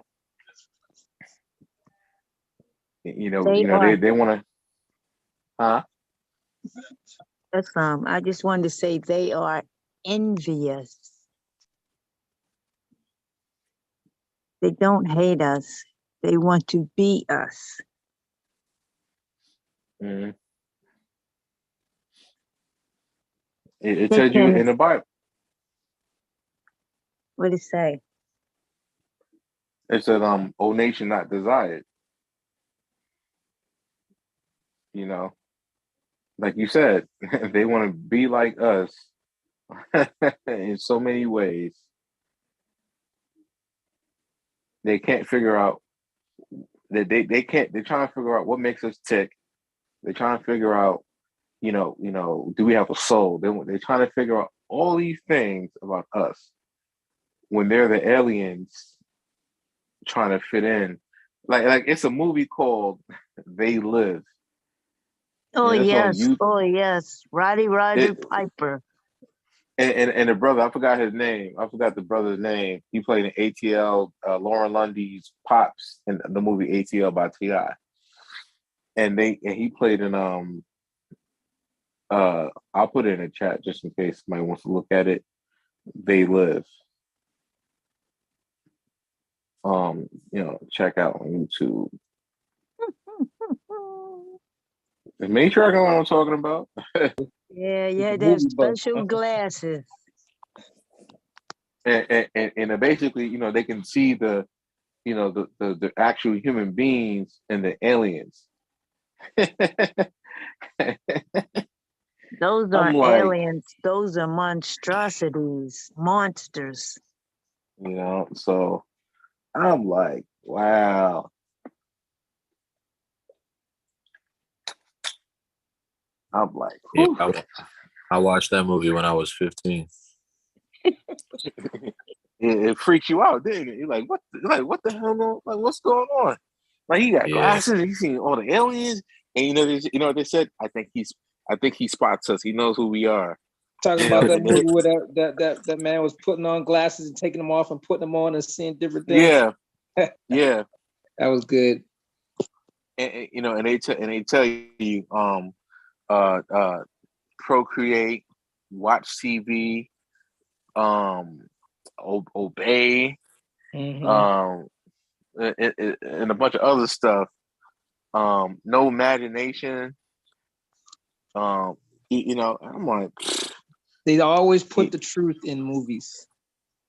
Of course they would put the truth in movies. They put the Walking Dead, the Terminators, the Matrix. Everything that they've been putting in the movies, it's been happening right under our noses. And everybody think it's just movies. Like, nah, it ain't just movies, bro. This is some real stuff. They have to tell you. They have to tell you the truth. They have to tell you the truth, so they put it in movies, so that way you cannot blame them for not telling you the truth. Mm-hmm. Cause they just can't tell you straight up because they want them disappearing for some weird reasons. Yeah, I can't remember who I was talking to. Somebody was telling me that they had family or something in the military that had access to those glasses, and they were like an infrared technology. Mm-hmm. And they could see what was really being said and what was really going on in buildings and stuff like that. Okay. Wow, that brought me to mind of the 4th generation binoculars. Whoever has access to that technology, they probably have 5th by now, can see the battles that's going on in outer space or up in space, where we can't see, these binoculars can penetrate. They were 4th generation. They're probably up to 5th generation now. They cost like 4 or 5,000. Well, they cost back in the day, in the 90s, I would say $4,000. So they may be more now, or maybe less. I don't know. But I was told that people are watching what's going on up there, the battles. Mm-hmm. Yeah. Those glasses brought that to my mind. Those battles affect us down here, What literally. you see in distant places will soon be at your door. Ooh. They're warning signs. That's how I'm taking it. Stack up on food.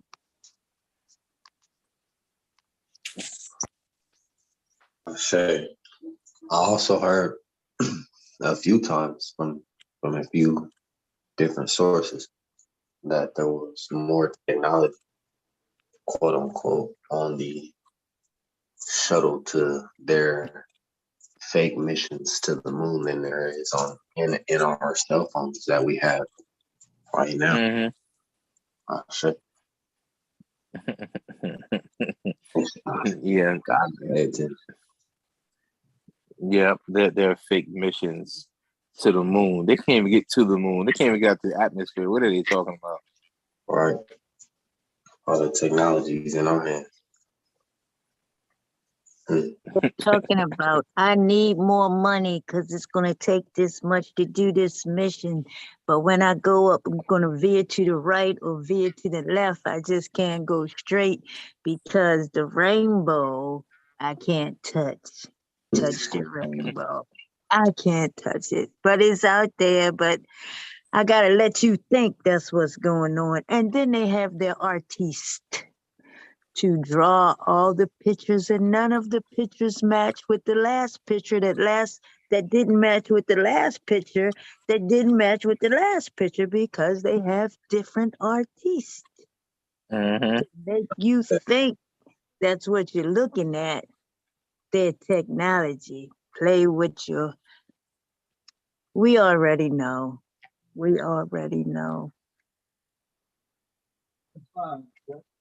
Islam.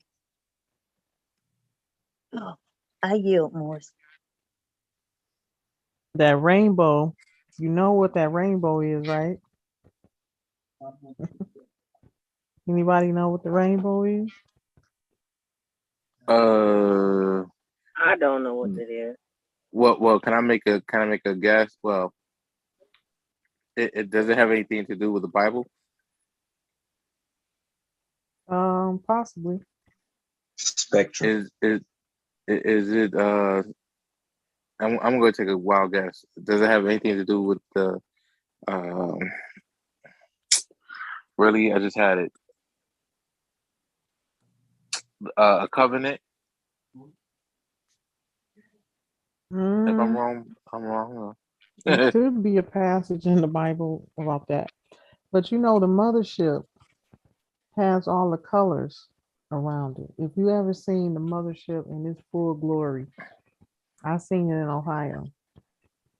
And I kept saying, this rainbow is following me. And I keep seeing these lights going all around. It scared me so. But yeah, the mothership has a rain. It looks like a rainbow from a distance. But there's all different color lights going around in a circle underneath the mothership. It's a half mile by a half mile. Spectrum. And I thought they was gonna beam me up. I was so scared. Oh, I was so scared. But I called them. Ashe. Before I was born in Wisconsin, my parents lived out there for about 10 years.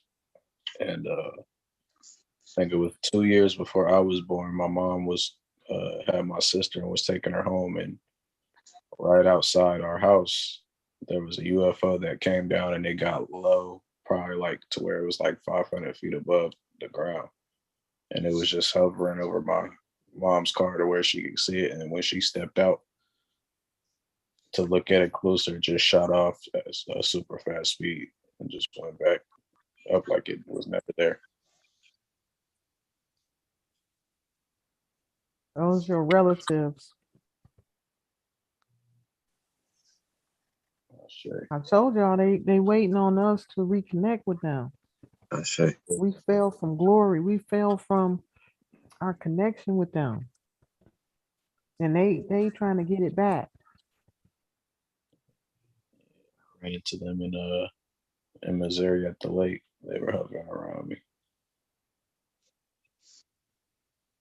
Getting my attention like a summer ago. And then it came back to me when I was in Vegas. And there was a brother at the Airbnb I was staying at. And he identified as Jesus Christ. But when we were sitting out there talking and stuff with all the other people at the Airbnb, he was the only other person that saw what I was talking about in the sky.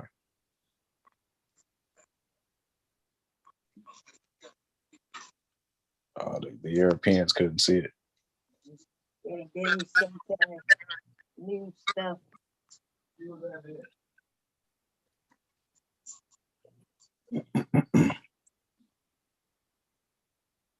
And there are certain things that the pale two-split are not supposed to see. Just a minute. I already told you.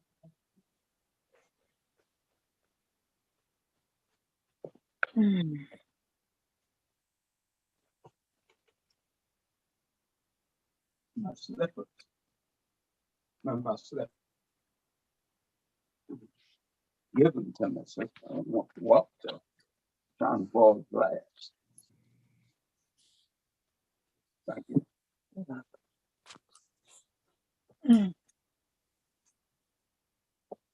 What are we doing now?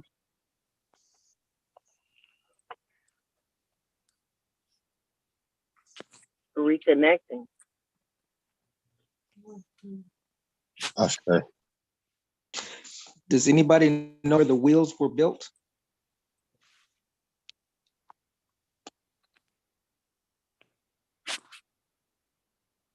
Anybody? I don't know. Where they were built? What place were they built at? Is very significant.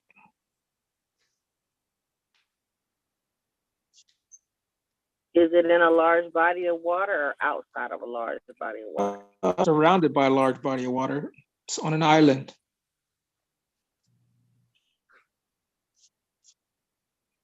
Stonehenge? No.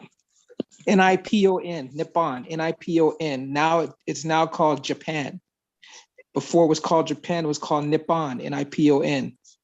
And those wheels were built on the island of Nippon. It's now called Japan. This was the reason why they dropped 2 atomic bombs on that little island. But they didn't destroy the wheels. They killed a lot of people, but they didn't destroy the wheels. What's the purpose of the wheels? The purpose of the wheels is to come and get those who are going to be saved when they destroy this realm. It's got 1,500 mini planes connected to it. The mother plane, half mile by half mile. It's got 1,500 smaller wheels connected to it. 1,500. That's a lot.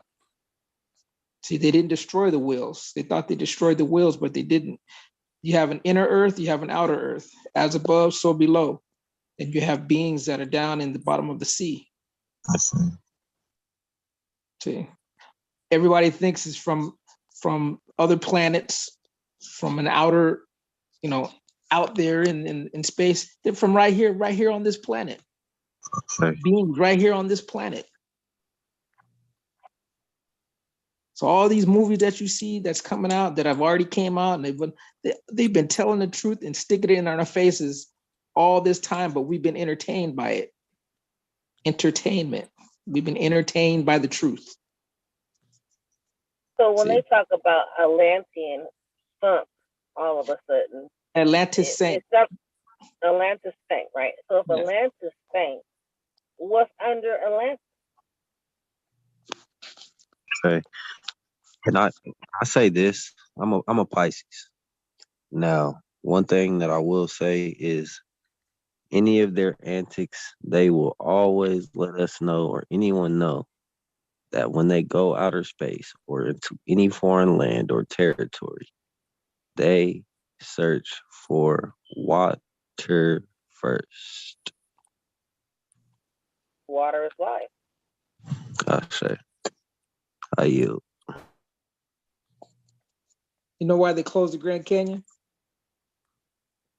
No. Because the truth will be exposed. They can't hide the truth if they open the Grand Canyon. See, they reversed the maps. Everything was in reverse. And when they took over, they reversed everything. Positive became negative, negative became positive. East became west, west became east. North became south, south became north, to cause confusion. So they got us looking to the east. They got us looking to the east over there when you're already in the east over here. They got you looking to so-called, quote unquote, Africa over there when you're already in Africa. You're already at home. You're already at home. This is El Cabulon. This is the Northwest, the extreme West. We didn't have to sail ships to come here. We used to walk across. I say. During Pangea, or prior to Pangea. And there's nothing new under the sun. All this technology we have it's nothing. It's been here. We've already had it. It's just coming back around. Computers, all the way from computers to planes to tanks, all this modern technology, these cell phones we have, this is nothing. This is so old. It's not new. It's new to us, but it's not new. Where do you think they get all these ideas from? Shay, no, but we're actually behind. We way behind. Yes, we are way so far behind. There's I'm gonna say this one thing, then I'll quiet. This brother this brother who they just killed in what they call Africa, he made a car that would never run out of energy. As soon as you turn it on, it would never run out of energy. In other words, when the wheels spin, it's generating energy, which goes into a battery, and it's also solar power. So when you start this car, it's got solar panels, but it also generates its own energy, which means it's self-sufficient, and it will, once you turn it on, you can never turn it off. They killed this brother for it. Now they're trying to say he never existed, which that's a lie. Yeah, you stole it. Remember, they had him on the internet. They had it on the internet, and they had it all over the internet saying this brother just invented this car, and it's self-running. It runs by itself. As soon as you turn it on, you can never turn it off.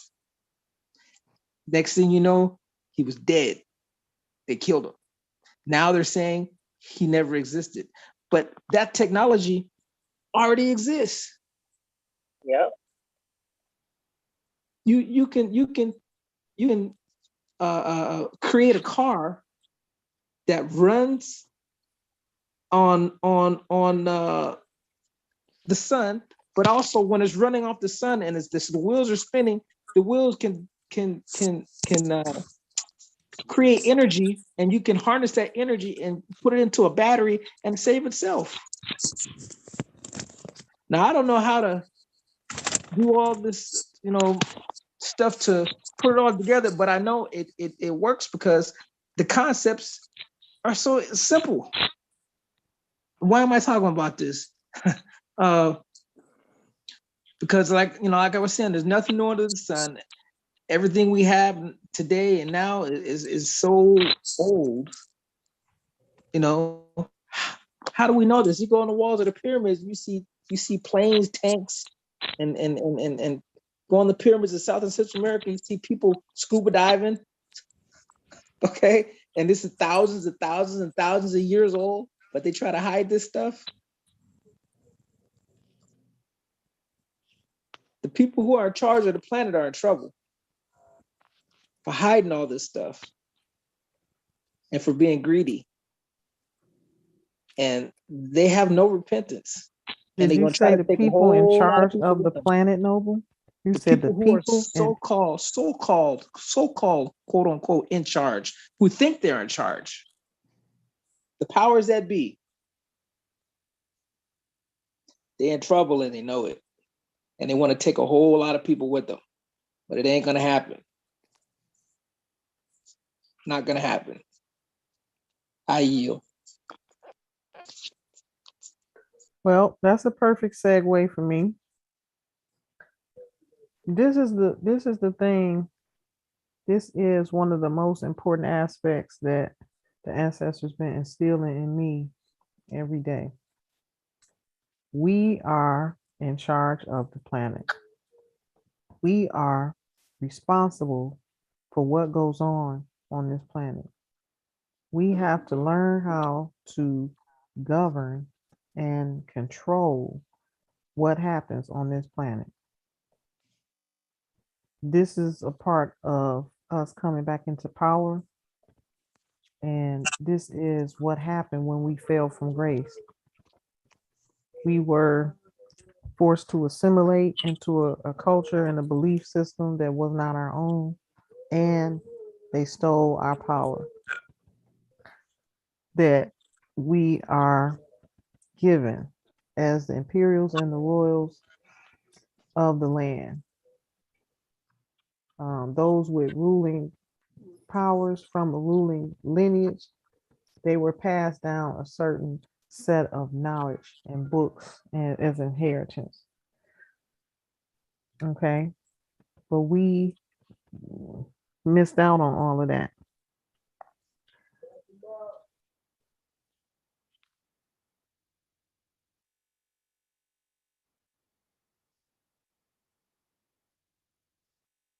So now that we're getting all this knowledge back, we have to take charge.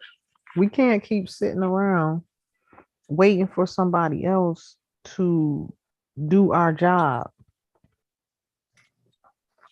We were born as creators, co-creators on this planet, gods and goddesses on this planet. We came from royalty. We came from the imperial first family. So now that we know this, it's time for us to start acting like it. These people already know who we are. That's why when I step out now to do things in the fashion that I've been doing them in, nobody's challenging me. You would think all the challenges I've had before I was even walking in my true imperial shoes, all the challenges I had, right? They was challenging me left and right, putting their hands on me, treating me like less than nothing. Now that they know that I'm awake, see, they knew it all along, but I didn't know it. I can't stress this enough. You have to know who you are. You have to know your capabilities. You have to know that you are here to rule over them, not the other way around. These people that got this whole thing twisted, even the people that work in the government, they supposed to be working for you. They supposed to be bowing down and bending over backwards for you. to take care of and accommodate you for whatever it is you need. Today, that's the furthest thing from the truth. They want to block you. They want to harass you. They want to lock you up for no reason. This is why we do what we do. This is why we bring the energy to change things into the atmosphere. That's our job. You see something happening in your area, put those invocations out to the ancestors and put it in the fire like we've been doing. By fire, by force. It changes things. It changes the atmosphere. Ashe, I yield. Sure. Ashe.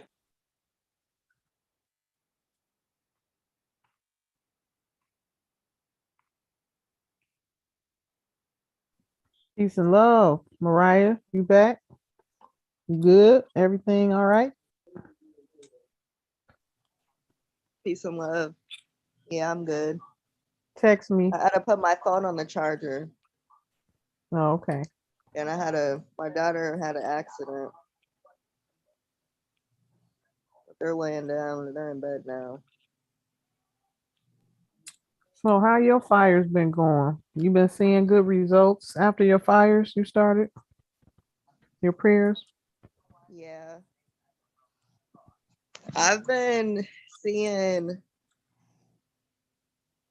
I'll say that they're good results because I've been getting what I've been asking for, but it's still been definitely like the shadow side in my face. Because I've been asking for a lot of energy around my family, my loved ones, my mom, my siblings, and there's been a lot of things that have been shaken up with that. But as soon as I put it in the fire, it's happening. Can't hear you. You went real low a couple seconds ago. Oh, as soon as I put it in the fire, it happens real quickly, like it comes to the surface. So it has to be dealt with. It can't just be swept under the rug anymore. And that's what's been happening previously. So that's not happening anymore. So that's it was causing a lot of fuss at first or tension, but now it's clearing up. Yeah. The fires are for clearing the path. So if there's anything there negative, it's going to clear it out. It definitely has. But before it gets better, it's going to pull up all the negative, pulling up the weeds, all the negative energy has to come to the surface, like you were just saying. And it seems like it's chaos, but you can't have change without chaos. Yeah, that's why I said it's what I've been asking for. You know what I'm saying? It's not anything that I'm running from or anything because I really asked for it. But it's just like, okay, here it is. Now it's time to deal with it. Yes, And really I see know who the you're feeling. going up against, who you're dealing with. Yes, I know the feeling.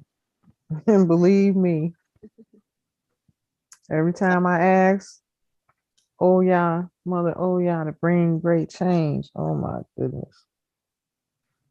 Be careful what you ask for. Yep. She comes and brings it instantly, and it be all kind of chaos. But in that chaotic moment is the solution. She's pushing you towards that solution. And that's my energy. So whenever I align with her, things happen just like that. It's crazy. So I encourage everyone to find out who they are aligned with, like what energy, who they reincarnated as. Like I did a divination reading for a sister, and the ancestor said that she was an ancient deity. Um, and as I'm doing the reading, she pulls it out. She was like, "Oh, I have her right here on my altar." I said, "Wow, the spirit is real. You can't run from it, and it can't lie." That's why I stay in the spirit realm things become so clear to you. A lot, and it's like sometimes it's a blessing and a curse because you really don't want to see all of this stuff that be happening in the world. And the people around you, you be like, dang, for real? He like that? He went that way? Oh my God. I mean, just show you everything. So it's like, you got to be careful what you ask for because you sure gonna get it when you dealing in the spirit realm. I say, I yield. Sure.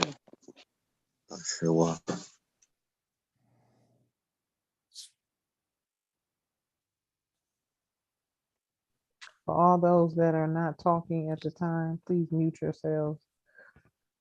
I yield.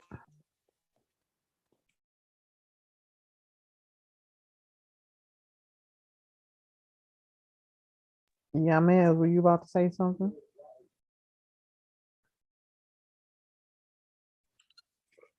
No, ma'am. I'm just sitting here reflecting on everything being said. Okay, so let me know what is going on. You said good results. You didn't say what passport you were using. I mean, let the audience know. Did you say what passport you used to move with now? I just been using my tribal card, just the passport travel card. I haven't been taking the red book with me yet, but I plan on using the red book, of course, for if I get drafted for this Cabo Verde league. So when okay, drafted, when you get drafted, when you get drafted, let's check. if that's what you want. I mean, if that's not really what you want, then no, that's what I want. I want Cabo Verde to be the first visa stamp on that red book. I'll say. Gotcha. I'll say. Drafted. So that's really a good look, man. Oh, you got because I've been going hard. I've been going hard about that ID, about our travel documents, standing on our status as far as our empire and as far as our diplomatic relations with other countries. And now that we know that the majority of the countries where anybody want to go is under the empire that I brought back and representing, there's no way they can tell us no. Yeah, So the ancestors set it all up. I can't make this stuff up. Go ahead, Noble. Yeah, I don't know if you saw my message that I sent you. Me getting into it with Nine Feathers Bay with that Matt D, with that travel document he made. I seen something, but I just briefly looked at it because I don't give my energy to that, Noble. We know what we have. We know what we are. All of those people over there are agents. Keep telling y'all, don't give them people your energy. Keep your energy right where it needs to be. And that dude, that's probably not even him. It's probably several operators of that account. That's how they do. That's how COINTELPRO operates. I see. Yeah. It's all right to respond, but don't let it get you emotional. Yeah, nah, never that. It's just the fact that they're just going through putting Morris on the slaughter. Because they doing it on purpose. Yeah. they agents. What else would an agent do but hook, line, and sink you? Bro God, let me say this. When you responded, you said it's just that though our intent and our focus, our purpose is just that we. So a better response, I would say, for you in that situation is not necessarily the focus of what they have going on, more so what you're standing on, what you stand for. That's the difference. I agree with Empress. Not so much focus energy towards what they're stirring, more focused energy to what we stand, what we manifest, what we sustain, the balance. So I do agree with you standing and making that stance on what you stand for, or what's right or what's wrong, and balance and moral and principle. So also be aware of that balance. Ashe. Sure. Ashe, very well said, Noble. Indeed.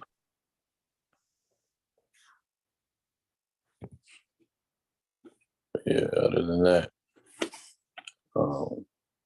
yeah, big things to come with these documents.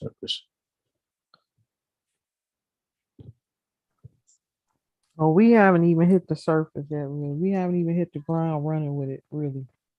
Everything I do, I put it out there a little bit, test the water, see what's out there that I need to remove, any obstacles come our way. So I'm strategic about everything I do. I don't let these people who don't know what's going on bait me in, because they clueless. They don't have no power. I know who has the power. I know what I'm being led to do. When the time is right, everybody who's supposed to have that passport will have that passport. Sure. You see, I'm not really pushing it. Yeah. I pulled it off the market. When I first did it, I pulled it off. The ancestor said, no, it ain't time yet. And everybody can't have a diplomatic passport. Right. You have everybody who is not in a part of our imperial government cannot have a diplomatic passport. They're not doing diplomatic affairs. So I had to slow my roll and make sure I was being guided. And then that's when I brought out the American passport that's a slightly different shade of maroon or whatnot. Mm-hmm.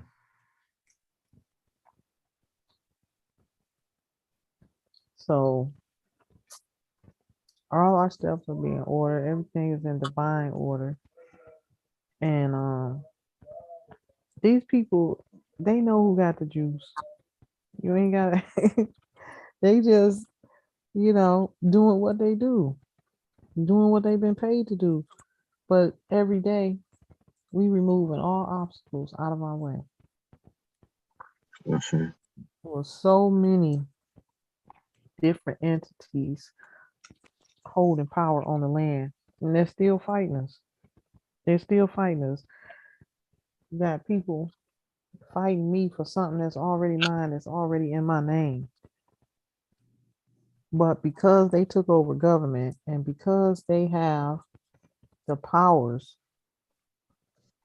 of those, they have power over. Let me just say this. They don't have power, but they have power over those who are under their order. That's where their power comes from. But they don't have power to run the de-jure government like I have because of what I resurrected. And now knowing who my lineage truly is. They know they can't fight me. That's why they follow me in the thousands. They got 80,000 Rosicrucians. And then they got all their fraternal orders and their brotherhoods and sisterhoods. The ancestors told me the other day, it was 125,000 of them doing sorcery against my son. They started out with 144,000. That was a key number. Okay. That's why when I mentioned before, there's little clues that the ancestors left us in the Bible and in the Quran and different holy texts.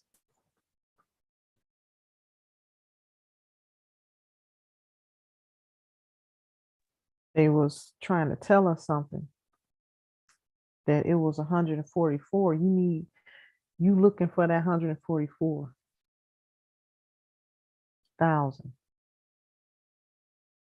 In hindsight and in retrospect, now I know what that 144,000 means because it just came back to me. So it's very intriguing and interesting, this time of revelation that we're in. And it's definitely revelation because everything is coming out. Everything is being revealed. So this is how they got their power. From creating these secret societies and order. So anybody that's in this order, they have levels. So you know about the 33 and the third Freemason. So whoever's at the top of that order, they give orders to all their underlings.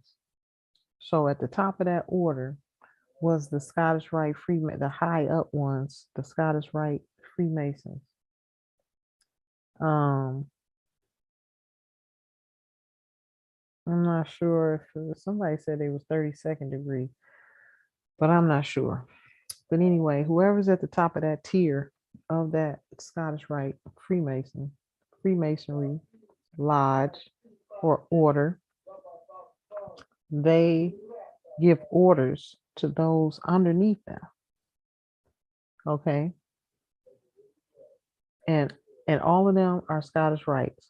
And if you notice, there has been nobody in government or in the presidency since the last 100 years they've been running things that was not Scott or had Scottish blood in it or was a Jesuit. That way, whoever's in there, see, they raised them up in our knowledge system and they created their own power base to run alongside our de jure governments. And they put an identical version of our governments right next to our governments in the form of corporations. So they learned all the game they got it from us. All our stuff was already set up. This is why I get so irritated when I watch certain documentaries about the timeline of history and how they discovered this and they discovered that, and to try to and hearing them trying to describe what they think they found or what it is, it's totally off. They don't know what they're talking about. They just came out. This is why the pale man, the Albion that came out the cave, is still in the stage of discovery. Everything they discovering, we already knew. They the ones set us back, trying to figure out why this is like this and why that is like this. And the Anunnaki came and visited this congregation that was outside in 1917. I believe it was South America. It's a place where they join in large numbers every year to come and pay homage or worship. And it was a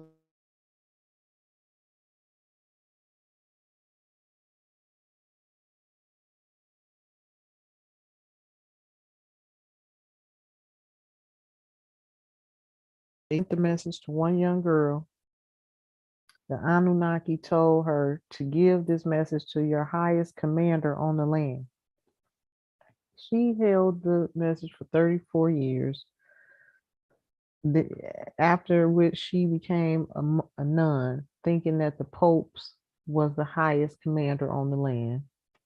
Gave the message to the popes, which the ancestors confirmed that this was true. This all happened. She gave the message to the popes, and they said, we can't give this message to the people. This will cause too much hysteria. This would make people panic. So the ancestors told me what was in this message that they refused to give the people. The Anunnaki came and told, this was in 1917. Now, the empire fell and the proper rulership fell out of place in 1913. So this was 4 years later. that this message was supposed to be brought out, because the people was worshiping an idol god. They was worshiping something that these, conquerors, Christian crusaders had came in and gave us. So the Anunnaki came and was telling them, this is not who you're supposed to be praying to. You're supposed to be praying to us and the gods on the land. You're not supposed to be praying to, this is not your God. This is not who's going to help you. In other words, it's not really about who's your God. It's about where you're going to get your assistance and your help from. And that ain't it.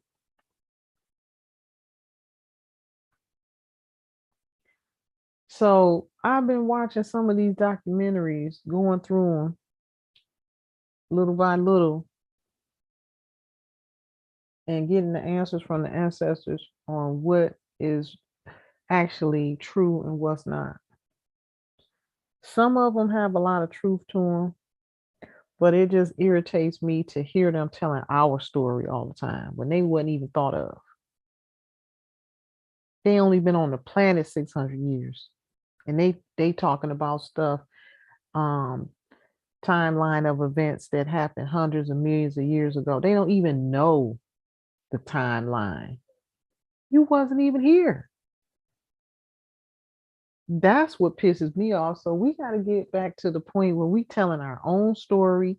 We are connecting with the same energy that our ruling power ancestors connected with, that gave them the power to rule on the land. That's what we have to get back to.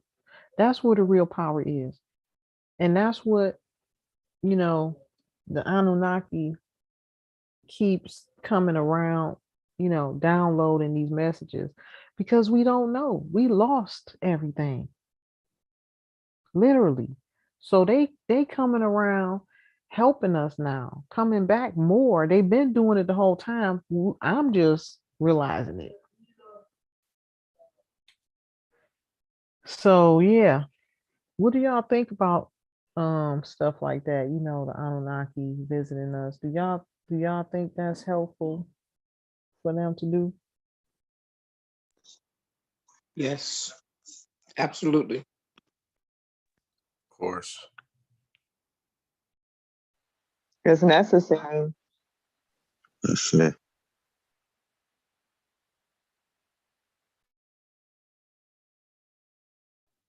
Have any of y'all ever been visited yet by any ships that you can recall? I have at the lake. Not as close as my mom, but like definitely been visited there in Vegas.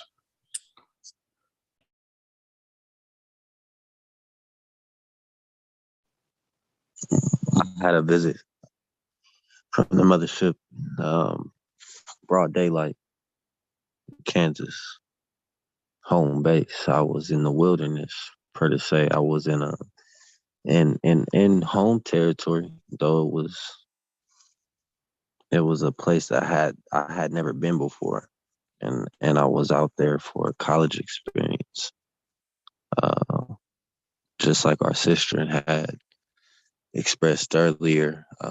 When these entities visit you, you're chosen. You don't have that choice, and they give you missions and things to do, instructions. So I will vouch for that. That has happened to me as well, Empress. How you?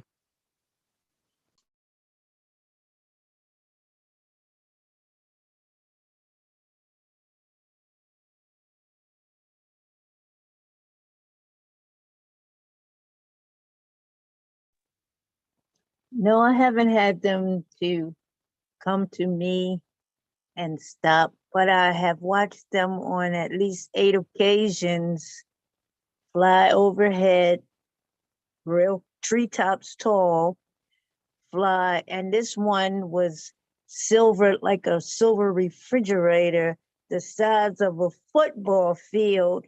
and I couldn't get nobody but my immediate family. Oh, I got one person to look up. And by that time, the thing was way down the sky, not down the road, but down the sky. And Park Circle in Baltimore City, broad daylight. Wow.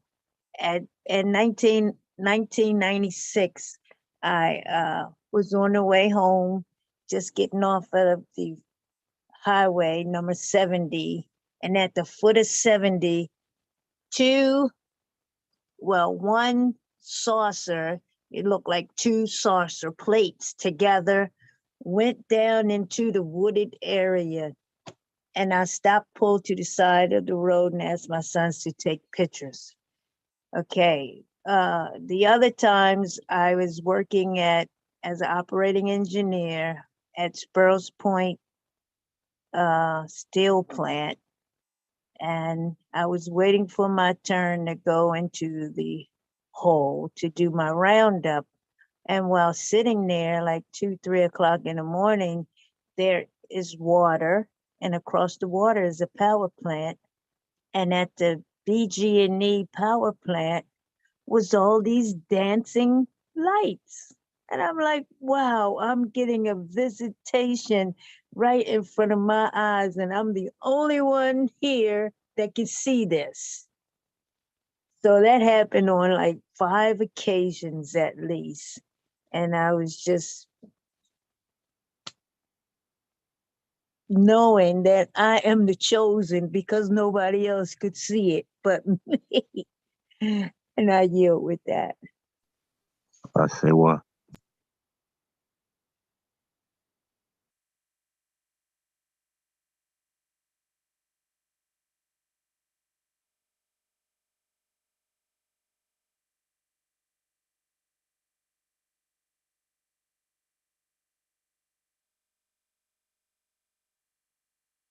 No one else, huh?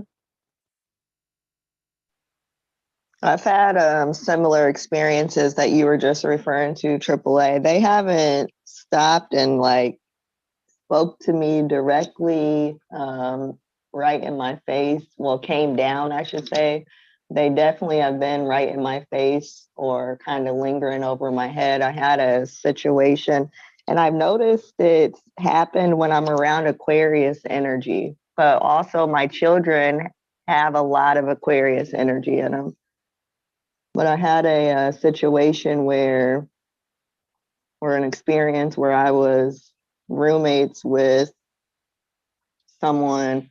She was an Aquarius, and I was outside on the balcony one day, and there were 3 ships, and they had like these, they weren't glaring lights because they weren't, well, they were glaring because they were bright, but they were not flashing. They were just shining. And they were, I don't give a fuck this damn app. They can get. and they were just there, and they were in the shape of a pyramid or a triangle, and there were just 3 of them. They stayed there for at least about, I'd say about 5 or 10 minutes, to the point where I was able to like go call everyone in the house, me and my children and her. Everyone's seen it. But I've had experiences like that because I had that as well when I was growing up with my aunt. I used to be at my aunt's house a lot, and going outside at first, it would kind of scare me, you could say, because I didn't realize what it was. But then I just started paying more attention, and I'm just like, well, who's trying to talk to me? Well, what is it? And all this stuff. And I would start asking my aunt questions and stuff. And then I started watching little things and started opening up my eyes a little bit. But I haven't had any actual, at least none that I can recall, but I do have a lot of experiences where I'm not sure if it's my dreams or the reality. Like, it happens like that, where I have to think about it and really double check and like ask some people around me if it happened. Because even prior to all of this coronavirus and things like this happening, I was having dreams about that was happening, or people approaching me about that, or just different people trying to pull me certain ways around that. And then that started happening in real time, but that was probably 5 or 6 years prior to it even happening. And just little things like that, they slowly happen and then they start to click later on, or the situation that happened, it doesn't really make sense in that time, but then later on it makes perfect sense. Like today, when I was just getting out the car and we were just on this call, I got out, and as soon as I turned around and I looked, and I'm just in the parking lot, there was a cat looking at me. It was an all-white cat that had orange in it. And I'm not exactly sure what that means, but I know it means something.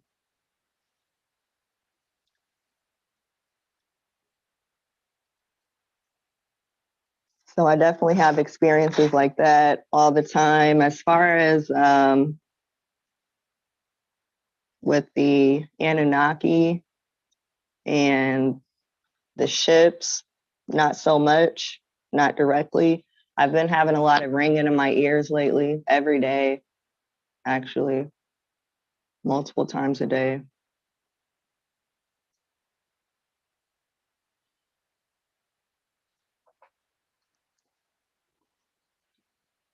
So I definitely feel the energy, and I'm really ready. I'm just ready for it. I'll say, Christian, when you speak on colors, not dead colors, I mean vibrant colors, oranges, purples, greens, those natures. That is all spectrum. Again, it kind of references of what Empress was stating earlier as far as the rainbow. That resonates with me because I had a relative before. Um, we both have been having visions, per to say, and those of us have experiences and become woke. It doesn't mean that they're always conscious. So he was woke, though he was still trying to discern what he was seeing within, or be discerning to what he was seeing. And one of the references he said to me, it sticks with me to this day, is he was having experiences in real lifetime with like his close relatives, and then also he had woke me up really, really early one day, and he was kind of emotional and upset, but he couldn't really express what he was. It was just very overwhelming, is what I was getting from his movie. Exactly, and I know exactly what you're talking about. And what he said to me verbatim is, "I'm just seeing in color. I'm just seeing in color, and I just know it's my time. I just know it's my time." So, and what you're seeing and feeling, you can't even put it into words because it's such a different magnitude and realm. It's not even, you can't, it's so hard to bring it even to this realm to explain it, to even try to start breaking it down. I said, well.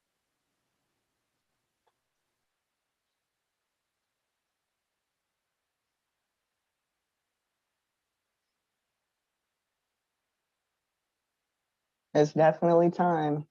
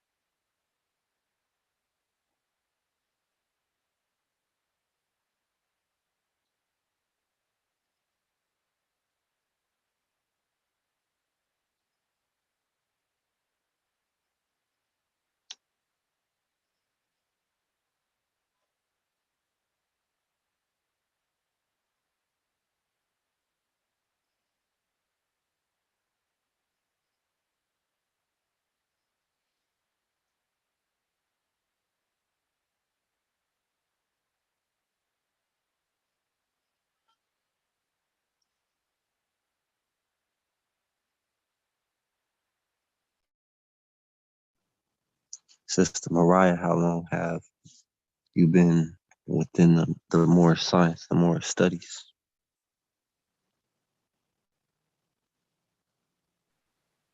I've only been in it for a couple years, honestly, since I found out I won't say I found out. I started dabbling into it a little bit again in 2018.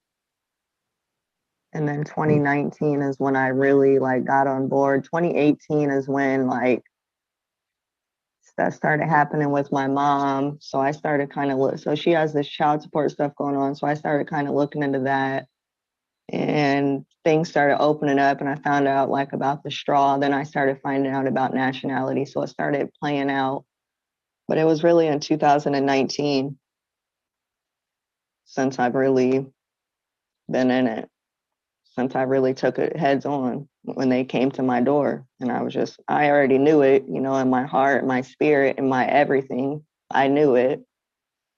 But when they brought it to my face, I was just like, there's absolutely no way that I'm backing down, or there's absolutely no way that y'all are going to take this from me. That like, this is not y'all's time anymore. Okay.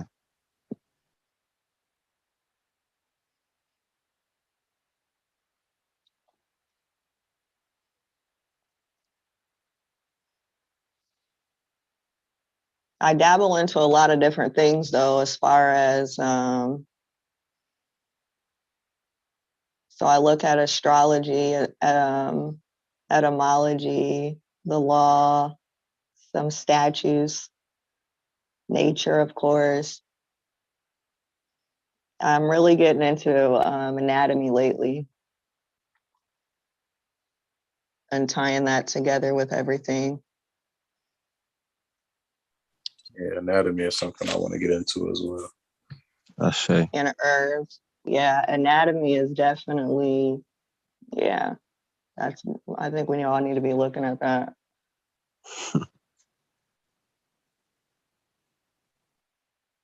And the spiritual side as well, I'm always in, or I always try to be in, I should say.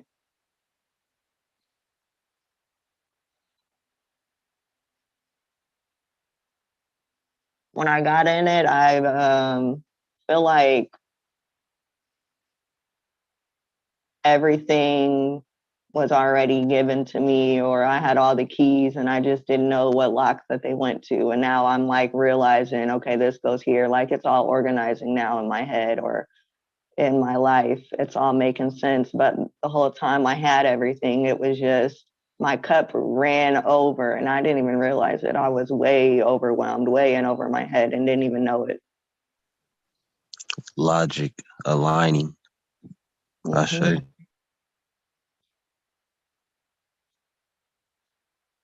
Even when I go back now, it's me literally going back to what I already had or what Empress had told me.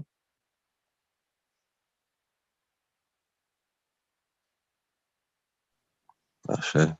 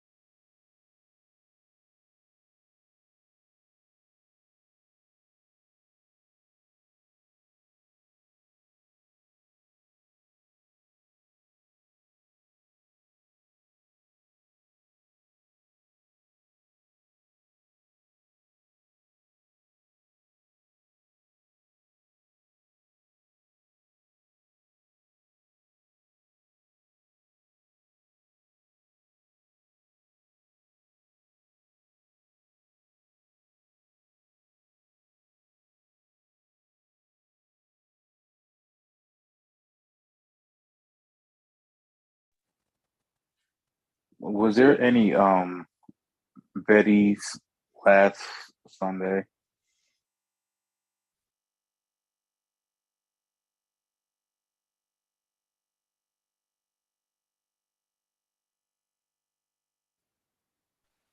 I don't think I was on last Sunday.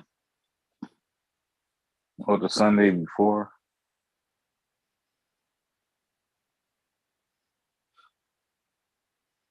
The last Betty I remember, and I don't remember her name, but she was talking about how she wanted to look over the site prior to really being vetted because she didn't really feel comfortable. And then we were kind of discussing going forward, we should kind of have some sort of protocol as far as you're going to have some sort of quiz or questions regarding or around the website prior to the vetting session, or that's going to be like the first part of the vetting session. So that way they're familiar instead of, or it was mentioned too that we might start vetting maybe twice a month or every 2 to 3 weeks or something along those lines. I don't recall exactly because it's nothing set in stone, but it pretty much got brought up that it needs to be vocalized and brought up prior to the vetting session about the website, because there's been a lot of, oh, they haven't had a chance to look over the website and they're not really sure what's on that website and things along those lines. So they need to become familiar with that prior to. And then we, as a nation, need to come up with, or maybe just put in our heads what type of questions that we're even going to ask around the website. Mm-hmm.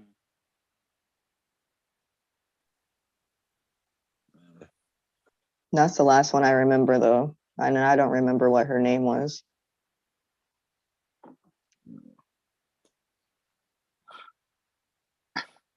I was thinking about getting some business cards made, so people who are interested, they can check out the website that's on the card, have everybody, everybody do their own thing, but have your appellation, Cherokee Nation Morris, the website, our email, cell phone number, optional, tribal members, Mariah, Canada Bay, whatever, this way, we can do somewhat of our part to get our people to claim their nationalities. Just imagine if 5,000 people change their nationalities.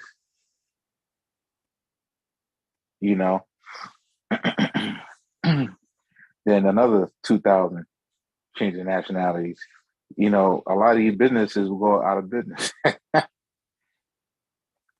Because they're like, you're not this no more. You're L, you're a Bay, you're L Bay, you're Ali, you're a Day. I always figured it to be funny that everybody's not comfortable with something that can help them, but they're comfortable with having the slave names and slave identities, and they're comfortable with that stuff.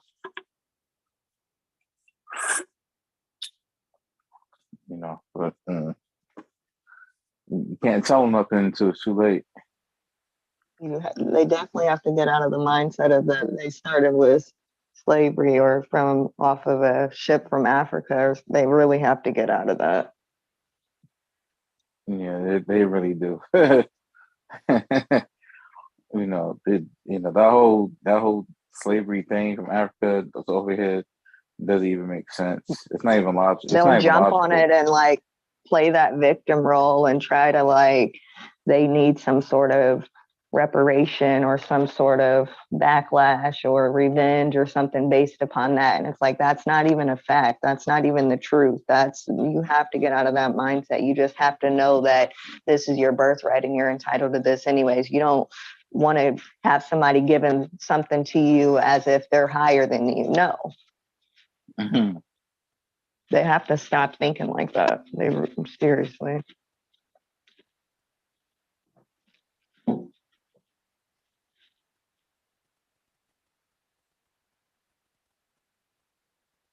We'll get it right though. Yeah. It's long. Ones that are need- supposed to. We shall get it right with these people. Like I was explaining earlier, it's gonna be a time where, people are gonna be mad and they're gonna feel real, real bad when they can't claiming their nationalities, or it's gonna be too late for them to do what they need to do when they should have been did it. Yeah, and I just hope the prideful ones swallow their pride, because some of them are causing so much pain and distance and different things along those lines that they're going to be running back and needing those same people. And they just don't realize it yet.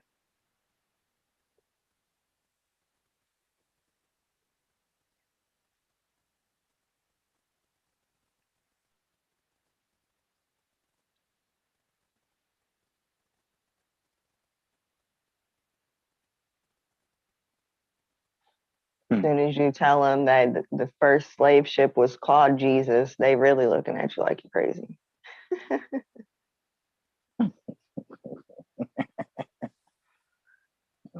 That's hilarious. They walk around talking about thank you, Jesus, or I just mean, oof. I be having to go recharge.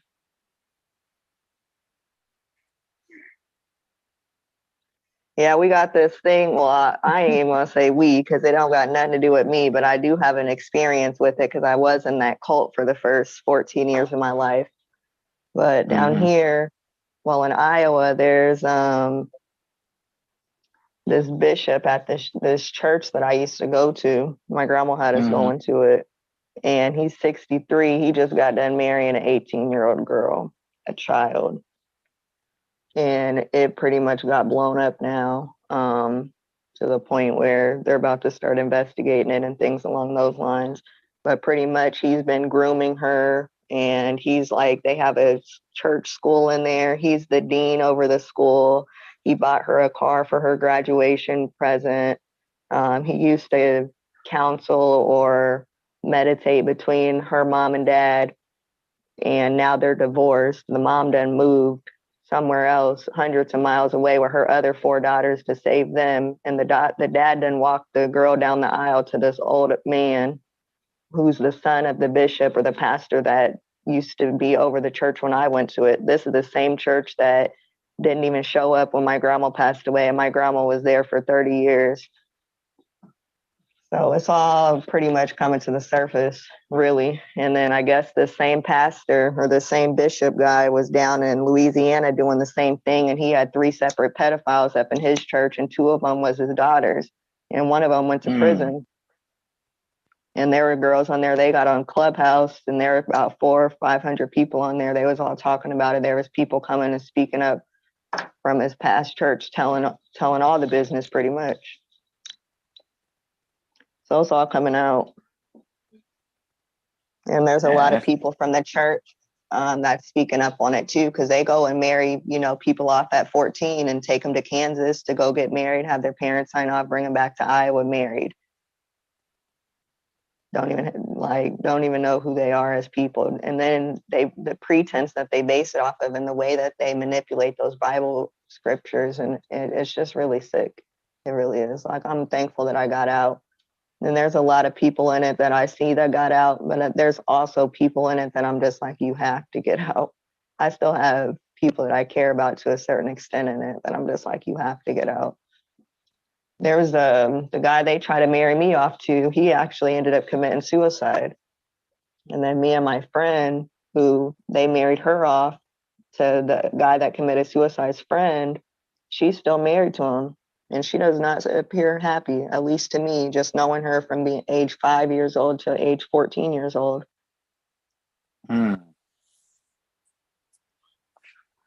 Well, yeah, it's deep to a certain extent, but yeah, they definitely isolate you. But then that's kind of what you were saying, Clinton, as far as piggybacking off of what you were saying, when you really start, when you tell them who you are, or you just tell them what you're not going to do and what you're not going to stand for, and you start taking money out their pockets, man, they're done. And their attitude will change real quick because they want to stay afloat. Yeah, attitudes will change. Yeah, when I was in that church, the pastor, bishop, whoever it was that you want to call over the church at the time, he was more like, you know, they still kind of did the same. I'm not in it, so I don't know exactly what they're doing, but just based on how they're moving on social media, it still appears to be the same stuff.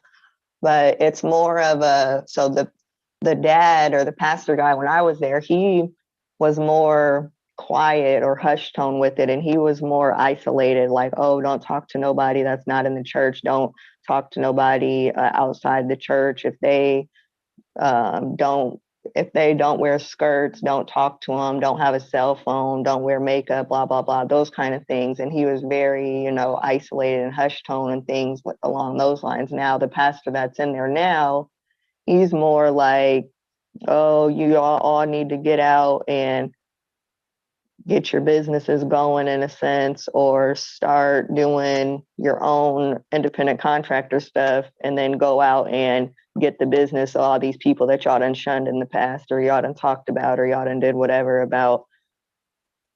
And they're kind of getting the backlash from that in a sense too, because they were also talking about the guy that walked his daughter down the aisle to the old man. I guess his dad got some sort of restaurant for doing it.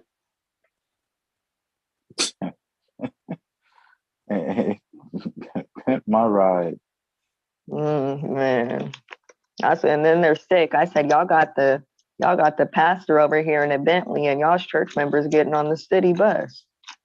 But y'all over here talking about I'm disrespectful because I'm stating the obvious.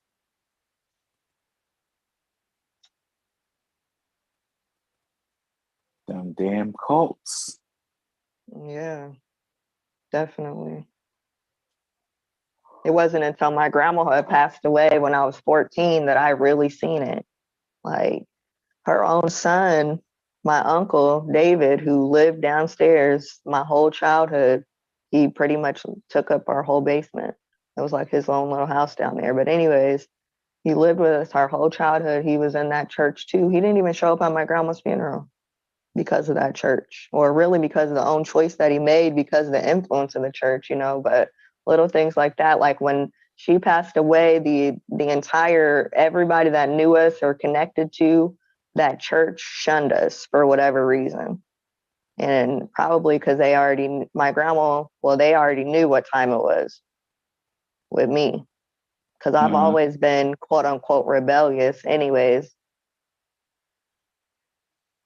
or I've always spoke up and said something. But it wasn't until she passed away. No, they never have liked it.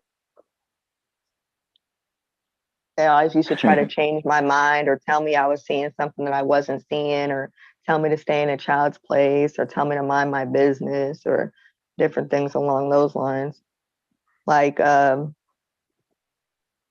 my grandma passed away, they started doing a whole bunch of stuff. And I was 14 at the time, but I was still aware somewhat of what was going on. But they tried to make it seem like she didn't have a will, or she didn't have a insurance policy. And I'm like, yeah, she did. You know what I'm saying? I used to get her mail. You know, we used to go somewhat over this stuff together, or I would look at her notes and look, I'm in her business. You know what I'm saying? And I'd be like, absolutely not. Like, y'all are not gonna.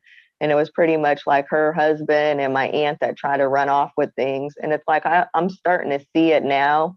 Like it's starting to make sense now what they did, but I didn't see it then, but I knew that it was off. And just the fact that there were a lot of supposed to be responsible, but there were a lot of adults that were over the situation that didn't really necessarily speak up.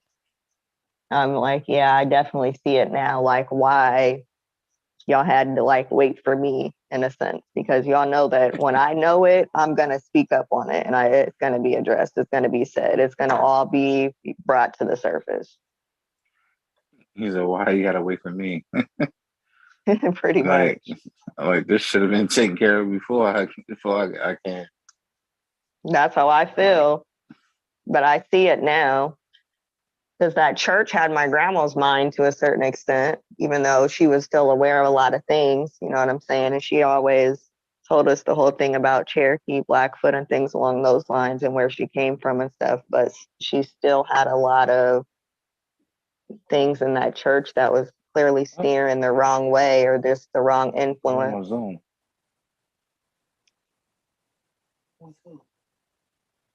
My tribe.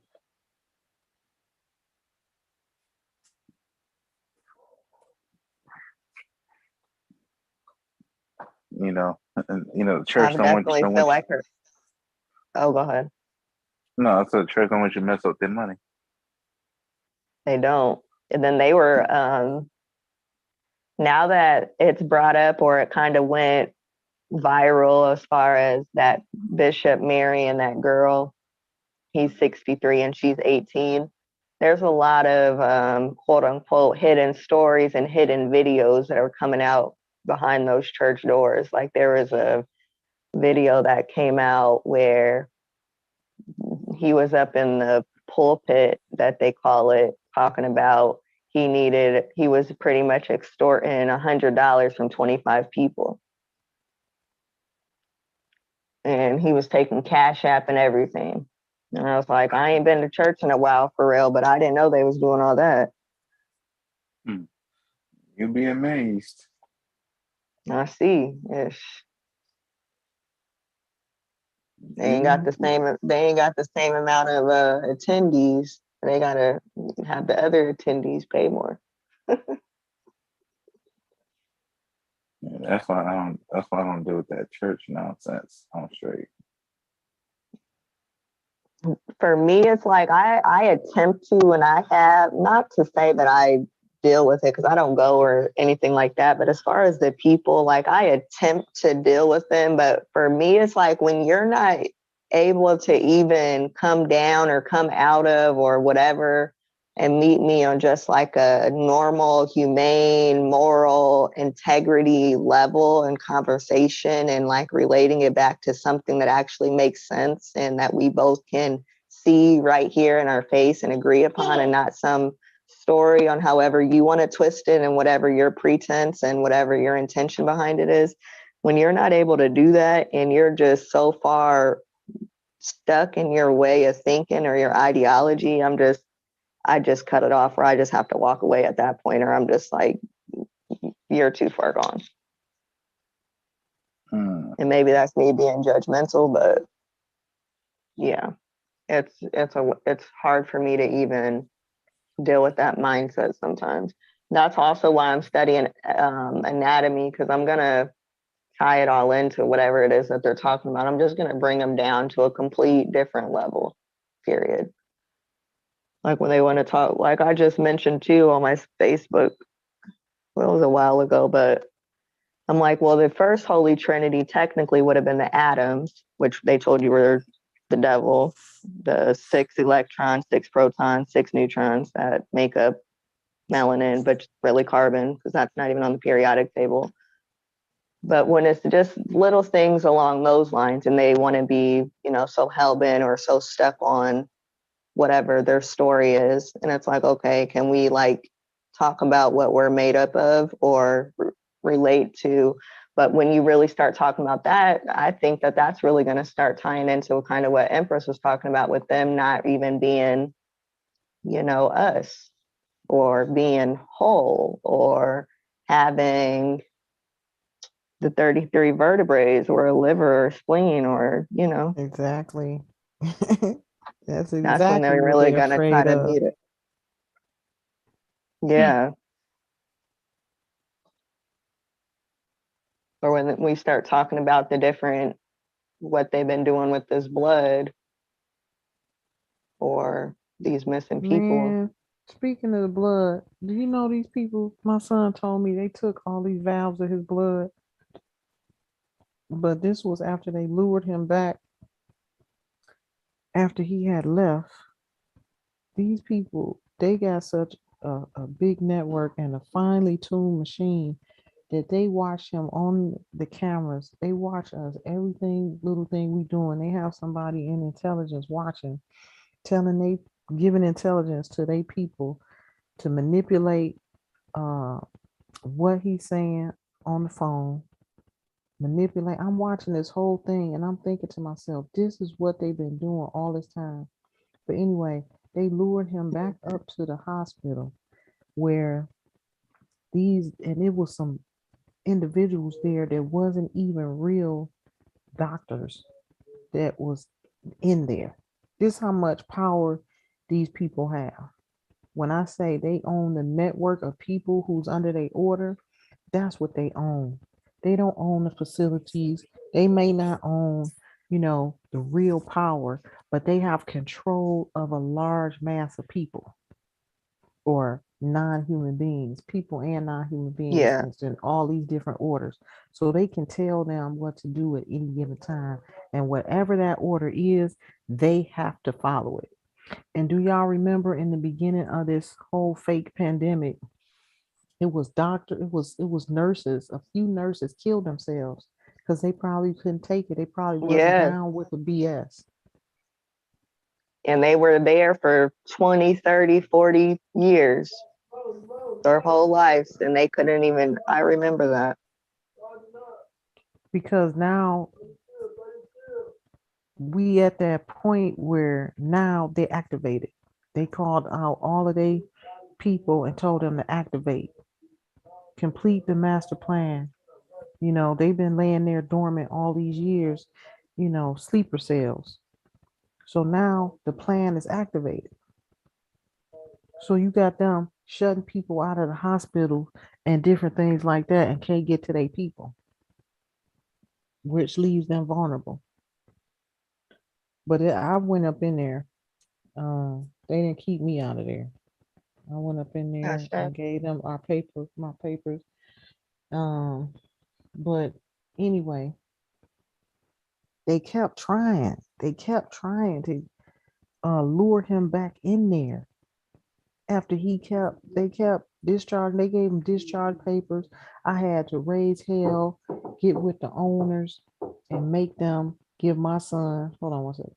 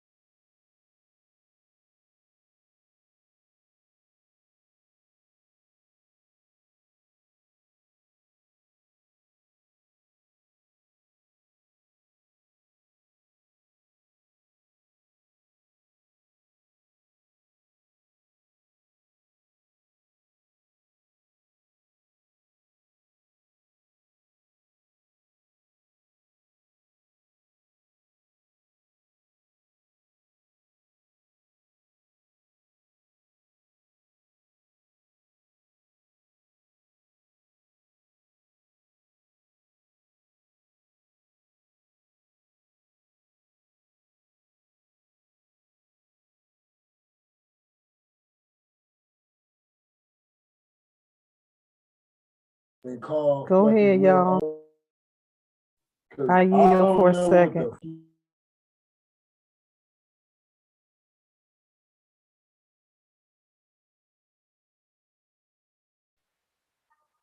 Anybody got anything they want to talk about?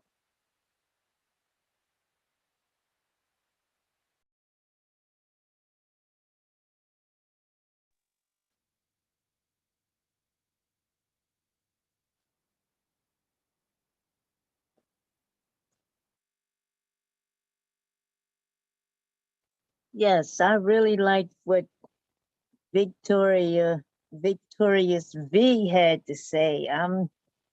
I can't wait to listen over to the recording. My goodness, I definitely want to hear it. She put so I many heard some of it. Oh my goodness.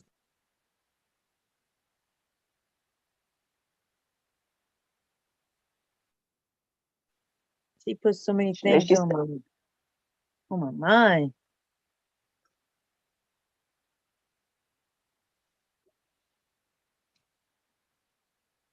Victorious V, are you there?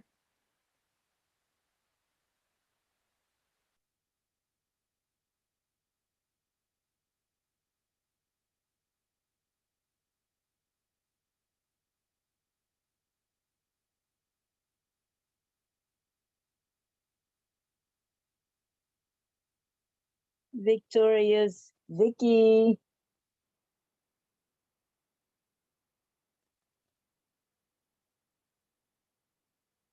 I guess not. She's not there. She was so powerful.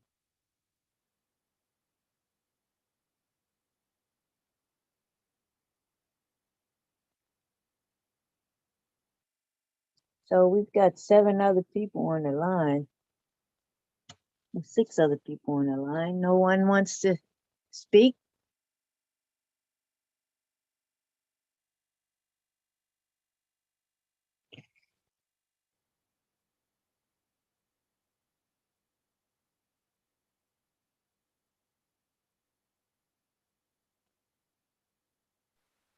Anybody going out towards North Carolina?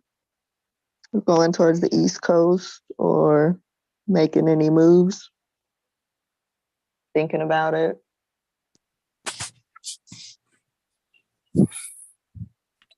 Yes, Jareem and I are planning on taking a trip here in due time. Hopefully in the next month and a half, 2 months. I say what? Out to Charlotte? I say. Yes, I love the energy out there.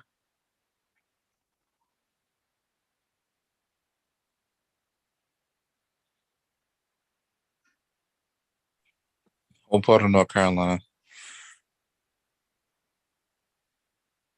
Yeah, we plan on going to Charlotte. Charlotte. Queen City. Imperial City. I think I have some cousins who live in Greensboro. Gotcha.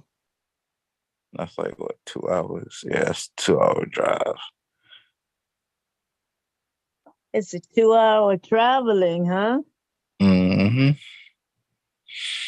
From Charlotte to Greensboro. I was like, 2 hours. I'm like, oh, man. I'm ready to go from here. I'm in Michigan right now. That's about 10 hours. Well, Michigan. Michigan. Michigan.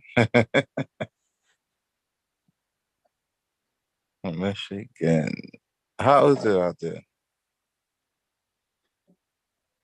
I mean, it's cool. I don't do too much. I'm just out here working right now under the table. Mm-hmm. So I don't really do too much. There's a lot going on, though, to a certain extent. I definitely noticed that it's kind of a lot of consumers. But there is a lot of freedom. But I feel that anywhere that I go.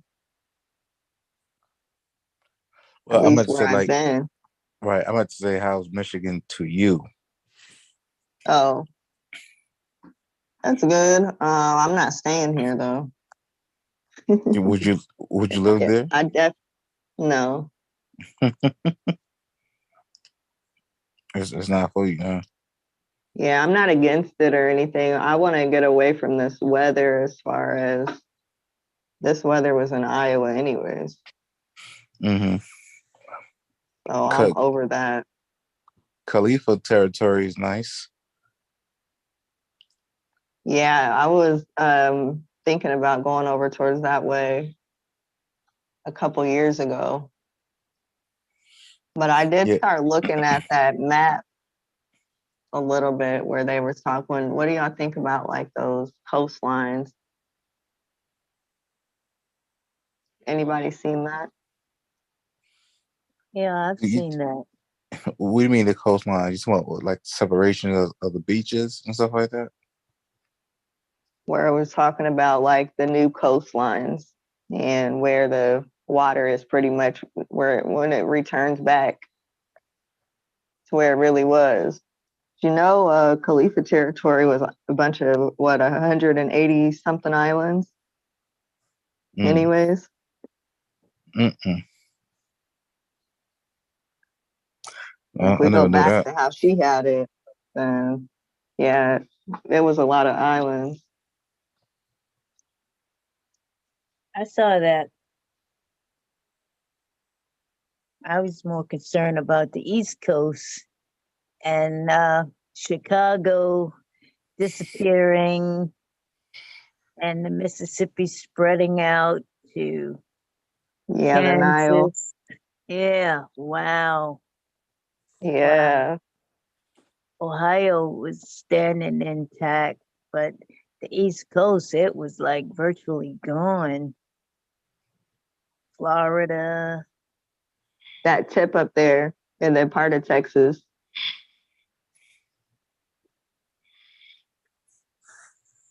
I got to see if I can find it again. I've seen it. Now that I done spoke it up, I'll come across it again. Yeah. Texas and that might not even be something that happens right now. I'm really ready to just go where the weather's good, but the energy's better. The people are, ready to do something. They're free and they're, Florida's good. Moving, making moves. Florida. Mm-hmm. I haven't really got good vibes from Florida. I haven't been there though. You haven't? Mm-mm. Well, depending on where you go, like Miami or Fort Lauderdale, or West Palm. I mean, it's real nice.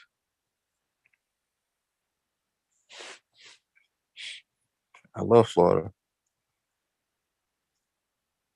They got them alligators. I'm supposed to go out to Florida here in May, so I'll see. I got a trip planned. Shay, also try Arizona. Yeah, that's Arizona. That keeps getting brought up. Yeah. I had a friend trying to get me out there for years. Yeah, I found myself in Arizona, and it's amazing. Amazing. That's all I can say.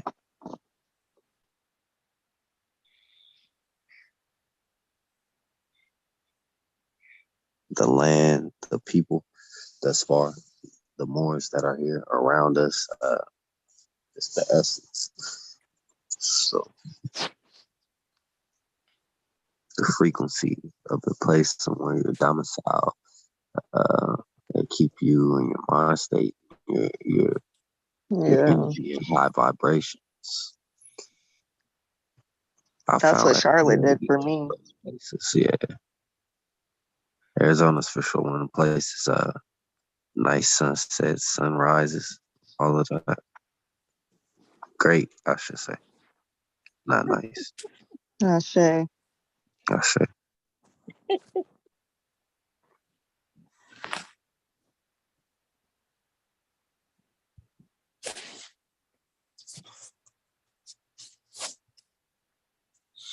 Yeah, California's cool.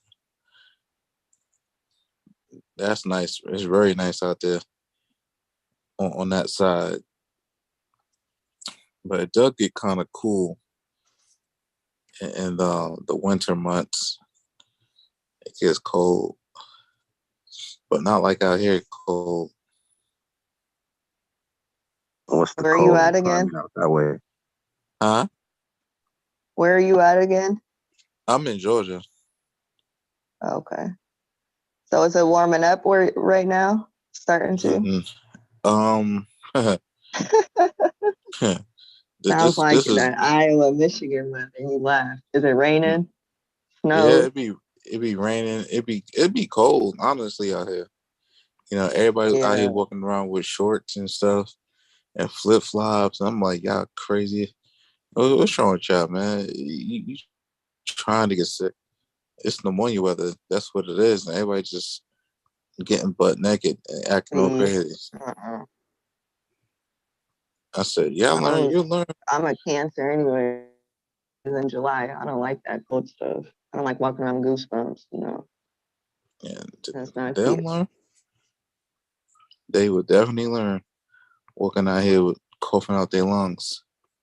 That's why we finna master these herbs. Well, I'm gonna master these herbs, and they gonna be coming right to us trying to get something to heal up that pneumonia that they done got out there walking around in flip flops or whatever they got.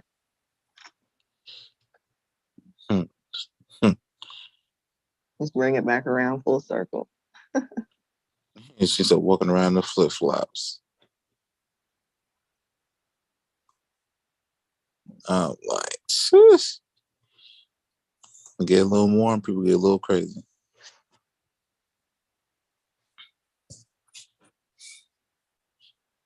Mm-hmm. Yeah, but it's been cold. Like it was cold today.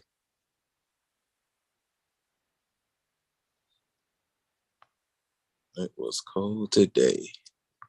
It was like 30 degrees now. 30.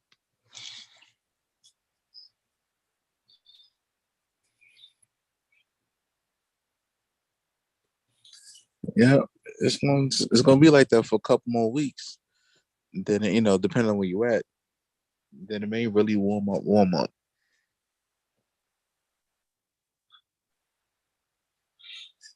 Me, I like it. I like the weather in I think it's between. about to start shifting. Huh? I said I think it's about to start shifting.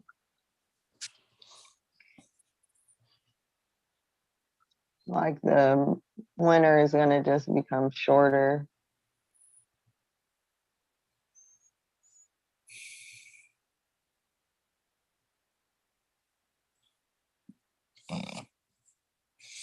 And if they would stop messing with stuff, which they will,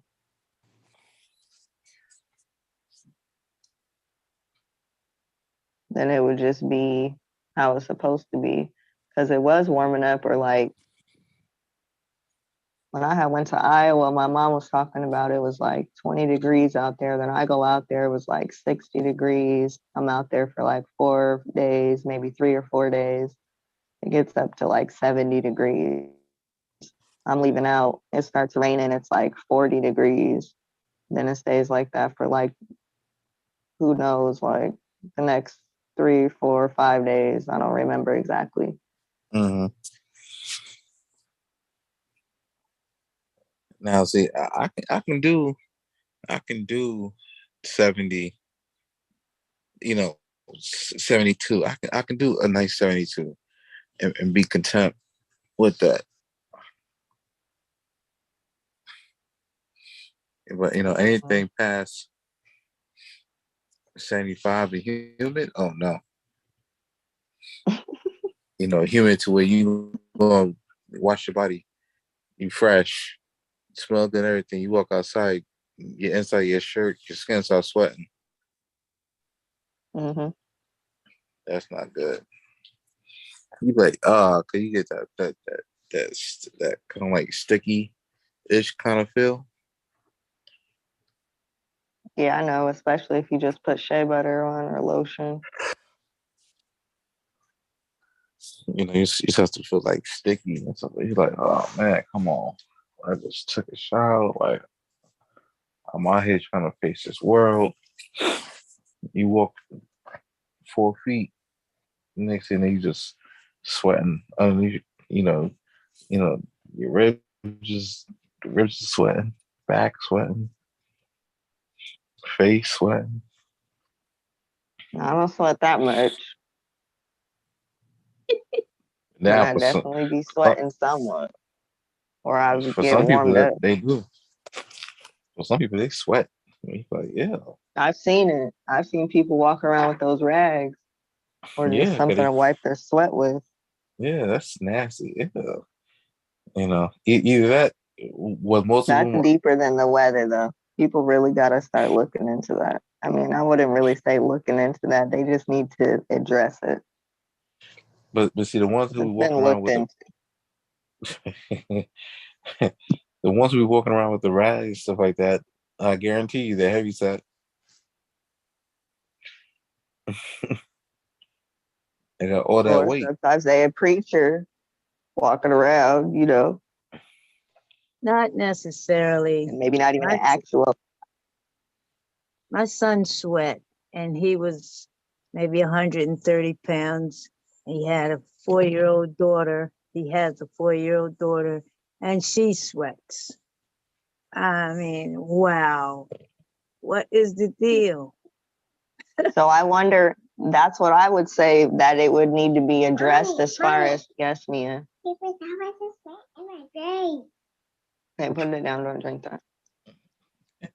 As far as, because my mom is going through that right now with she be sweating or talking about she just be turning the heat off or whatever, the air off, and just be thinking about herself sometimes and forgetting to turn it on, talking about she was sweating or whatever she had going on at the time. But it had something to do, or it has something to do with her thyroid. And that led me to look into my own thyroid because that's like affected, or I think it's the TSH of it, the thyroid stimulating hormone that's affected with mom and child through the placenta. That's one of the things that can cross through the placenta because during like the first, want to say maybe 6 months, maybe 5 months of development, the baby is totally solely dependent upon mom's thyroid before their thyroids really start activating and start producing the other hormones to stimulate different things. And the thyroids affect the metabolism and how fast you burn energy and your sweat and things along those lines. That's why I said too, I don't think it's necessarily all like it would. It's not necessarily just like the weather or just like whatever, you know, the blank or the, I wouldn't say blank canvas, but like the, you know, what they put at the surface level.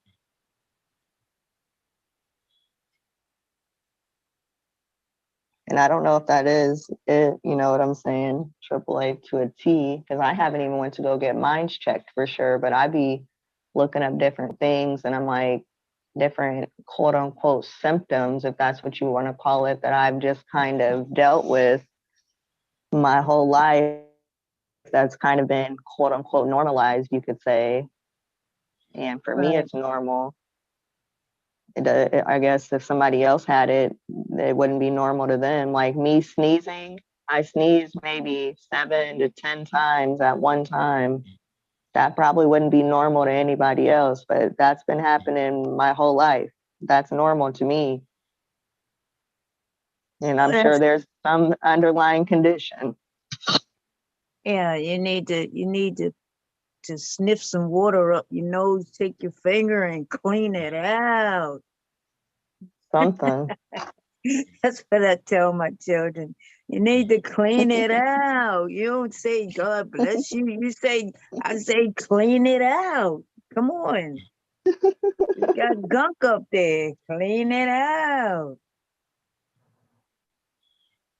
That's not how you do that.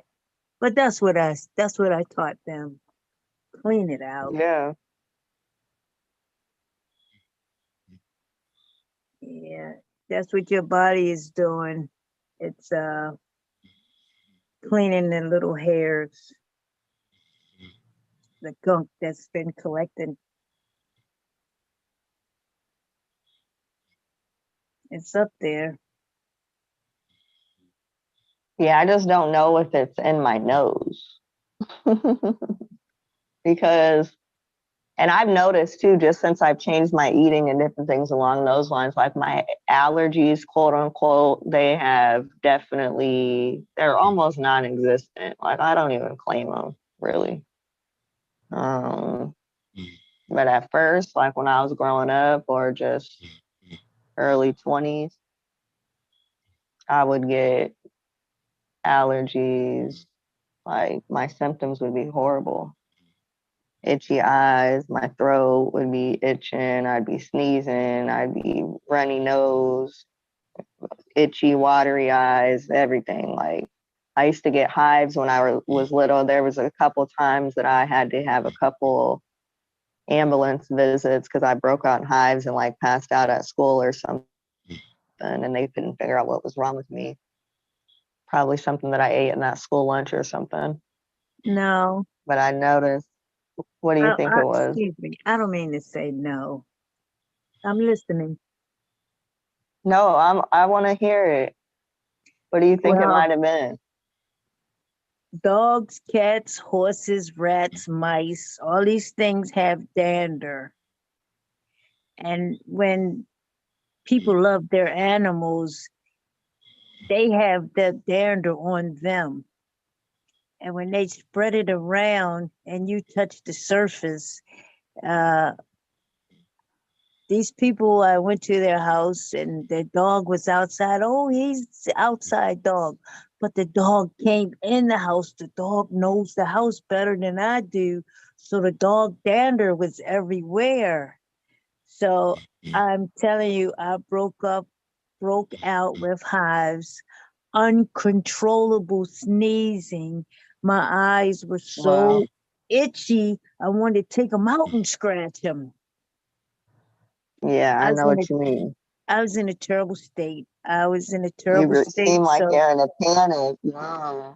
And you try to stay calm and I know what you mean. So I try to ask people, you know how people have peanut allergies and all these different allergies. Well, mine's is dogs, horses, rats, mice, cats, animals with dander. Yeah. It's funny. Well, it's not funny you say that, but they did take me to a dermatologist and got me one of those tests done or whatever it would be called, where they drew on my arm and they poked a bunch of different, I wouldn't say poked, but they put a bunch of different oils or different things on my arm to see if I was going to get a reaction. And I got a reaction at about, I got a reaction at about 90% of them. They said I was allergic to all types of stuff. And it's a lot of stuff that you named too. They said all them things that you named. And then they said dust. They said like fresh cut grass. They said roaches, a bunch of dirty stuff. I was like, that makes sense. Wow. They had a bunch of, and that's what I was thinking. I think I was only had to have been about 12 years old because my grandma took me, and my grandma passed away when I was 14. So I was young, but I definitely remember that. I wasn't that young, but I was young enough. And it hasn't happened, since I was young. As far as those kind of things, I haven't had no ambulance rides or nothing crazy like that again. I don't even deal with the doctor. Right. I don't even take allergy medicine. Like I used to take allergy medicine. I don't even do that. It's just down to my sneezing right now. Mm-hmm. What do you do to aid allergies if you don't take allergy medicine? I drink teas every day, or I try to take them every day.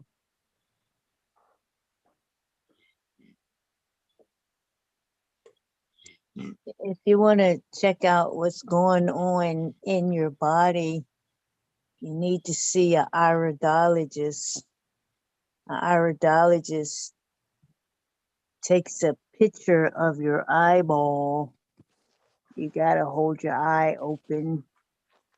I've been going to an iridologist since the 70s, and Wow. I haven't had a lot of visits with the hospital until I feel I really need it, you know, a torn rotary cuff or something like that. But the iridologist is usually a herbologist and has a health food store to have all the herbs and barks and teas that you may need. And That's exactly the type of stuff that I be into.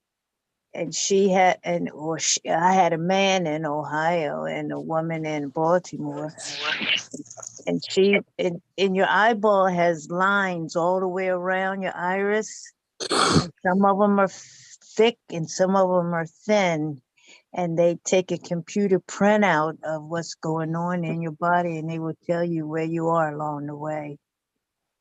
What's the name of it again? Ideology. Irodologist. Irodologist.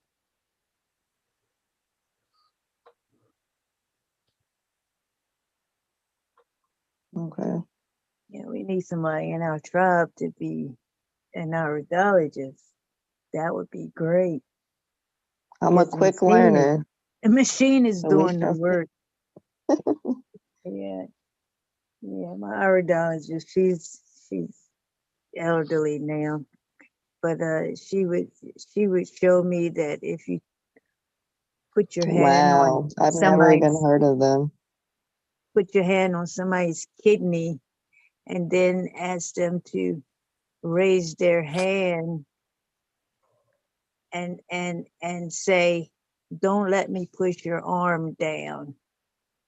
And if I touch their kidney, their arm would go down every time. It's like cheating. And they didn't know that that was possible. I mean, it could be a big, strong man. Don't let me push your arm down. And I hold his arm out there and push it straight on down. Yeah.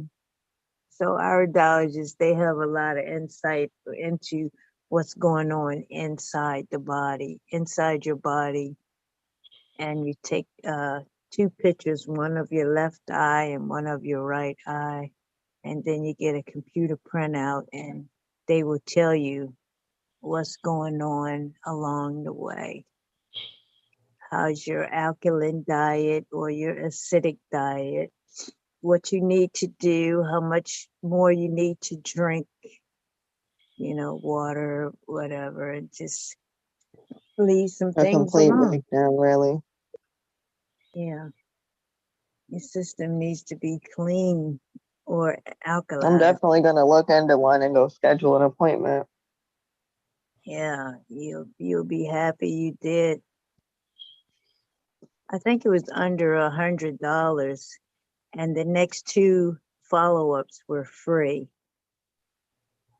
So they spent a good amount of time with you, more than what a doctor would do, you know, rush you in and rush you out. They really go over your chart.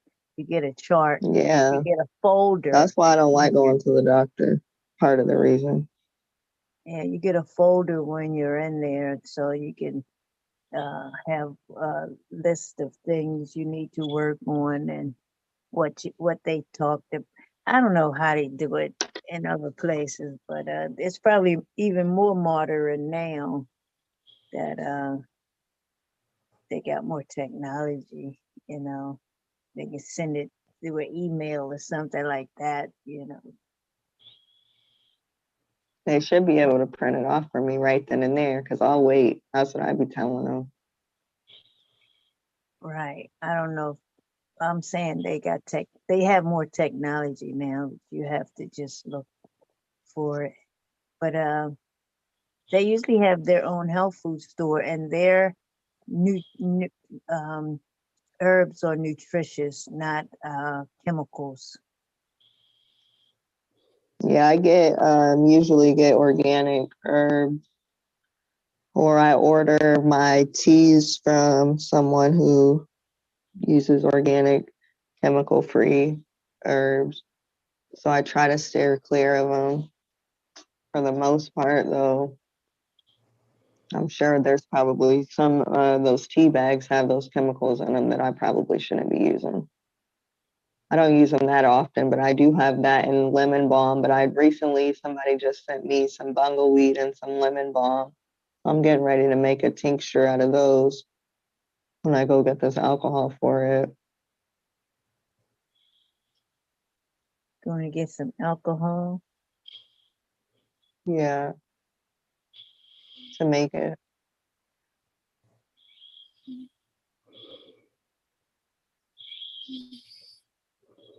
I hear you. Going to get some alcohol. Gonna make it right. So I have a distiller, and you can make alcohol with a distiller. What do you mean? Hold on. You have a distiller and you can make alcohol from the distiller? Yes. Starting with what? Like potatoes or I never tried. I never tried. fruit? I just wanted it for the distilled water, and you can make alcohol with it. I have two. One is plastic and one is metal. And the metal one, it looks like the kind that they would have in the backwoods trying to make the whiskey.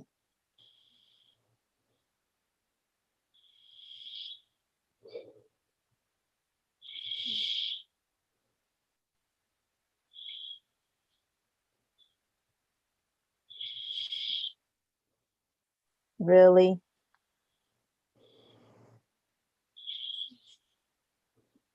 Really?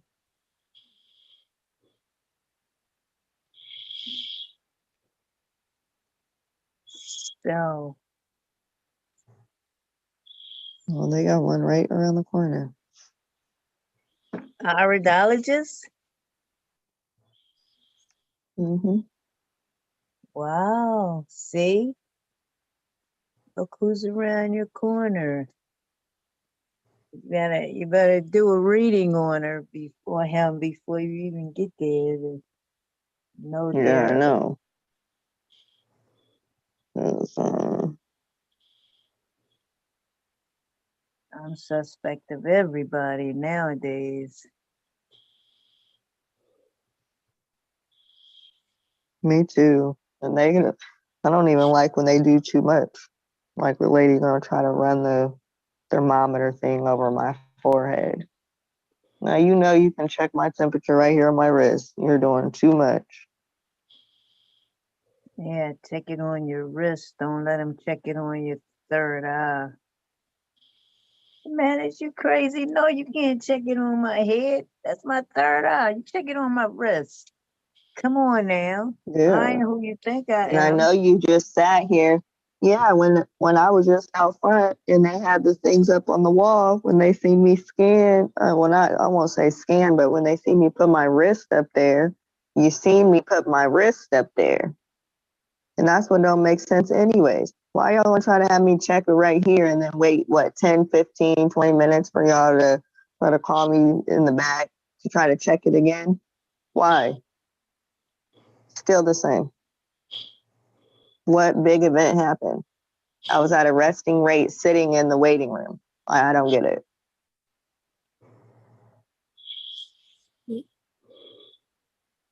Excuses, excuses. We have to charge your company for every little least thing that we do so we can get a bigger payday.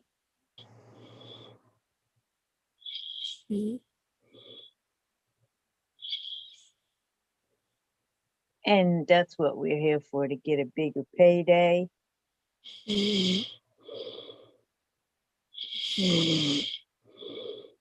Really? Oh, heck no. She don't even look right. I'm not going to her.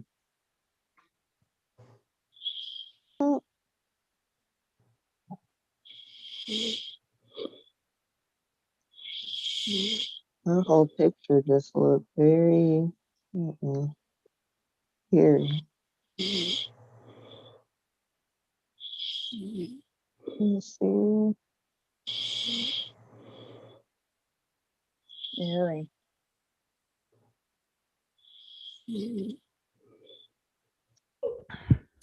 Yeah, one time I had this. Well, I don't get in Ubers anymore, but this was a while ago, and I was catching, well, I was supposed to be catching an Uber, and I had ordered an Uber, and they had sent pretty much the picture or the I don't know what they sent over. The picture that I seen, yeah, I canceled the entire Uber. Never went. Didn't care what the occasion was, found another way, didn't care if I was late. I literally, as soon as I got the picture, I had, okay, sit right here. What are you trying to do with it? I don't want any right now. But I pretty much, I just didn't get a good feeling, and I canceled the entire trip. It literally looked like they sent me a mug shot from prison. I was like, I didn't get it. I was like, oh, absolutely not. They got a large network, I'm telling you. These people watching us so hard because they know where the movement is coming from. We doing the real work and we creating change, you know. And in our tribe, we practice our rituals, our shamanism, our ancient practices. This is the only thing that's pushing them back. There's nobody else doing that, you know. There's nobody in every state that we in, we making a difference. We pushing them back. They not coming rolling up on us like they used to. So, like I've been telling y'all, keep it up, keep your protection up, because they always watching us. And anybody, if you notice, I don't know if y'all ever noticed, anybody that ever went away from the tribe, they always got attacked. You gotta stay in that covenant. You gotta. That's the purpose of having a family, a tribe, a covering. And anybody that's claiming to be an empress or a leader of a tribe, that's where your covering is. So all of these fraternal orders and different groups, the head of that group keeps them covered, like I keep y'all covered. That's why they want to try to take me out. That's why they come for me. Because just like I take out the heads, ask the ancestors to remove them from our path for our protection. Yes. That's what they do. Keep their flock covered. So when I take out the head, or when we take out the head, they don't have no more, they lose their strength. That's why it's important for us to keep doing what we're doing. There's so many of them. As I was talking about this earlier about the hospital and them taking my blood, ancestors said they drunk my son's blood. And these nurses was trying to control him in there. They thought they was gonna drink his blood and control him, and they end up dying. See, it's too powerful. So everything they do always end up backfiring on them. So as soon as I start talking about it, they started attacking my son. That's why I had to get off for a minute. They started on him. That's why I'm glad I brought him here so I can monitor him. And I know when they doing something. Like I said, it's so many of them. We almost done with them. But until they all gone, that's why it's important for us to also ask the ancestors to remove their prayer warriors and those praying for the wicked. That's how they stand alive. And they're praying to our deities. So we got to cut off their power and ask our deities. Those deities are in our family line. They're not, the ancestors said we have to stop that because these people been abusing the knowledge and abusing the power of this energy. We're more powerful than them, especially being righteous. They're using it for wicked. So that's why one of us in alignment can push back a million who are not. Ashe, I yield.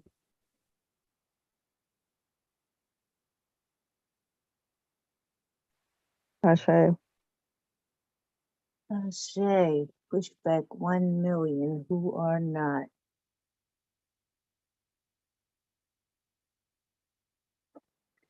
We want to do more than push them back now. We want to take them out, remove them.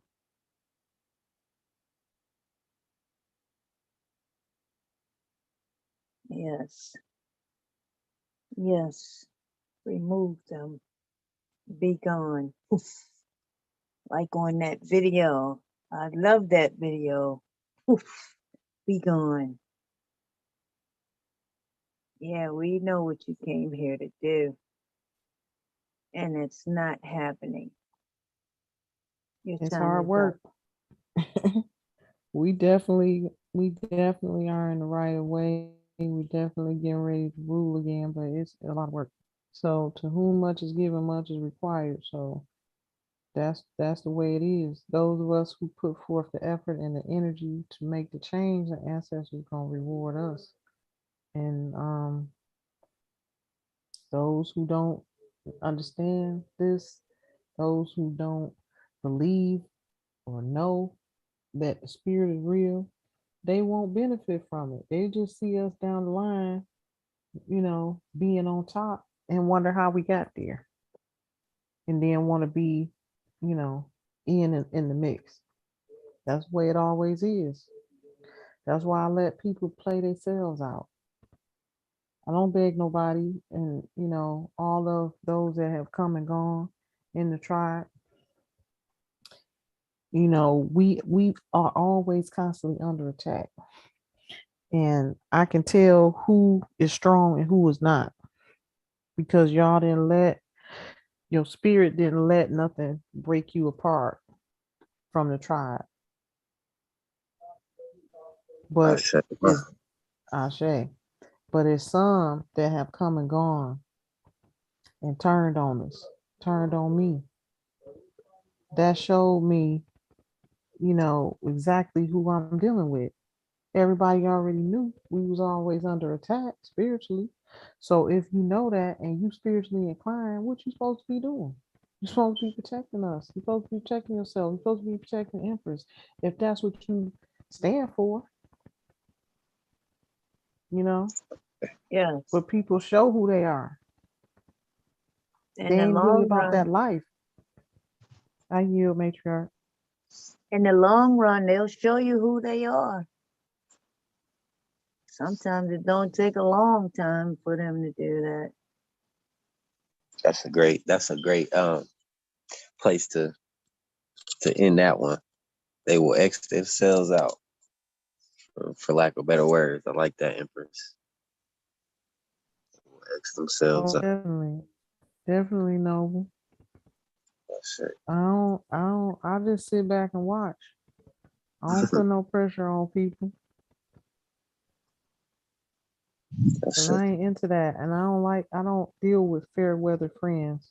I never have. I don't like people that's flaky, wishy-washy. I'm solid. I like solid people around me. Ashe.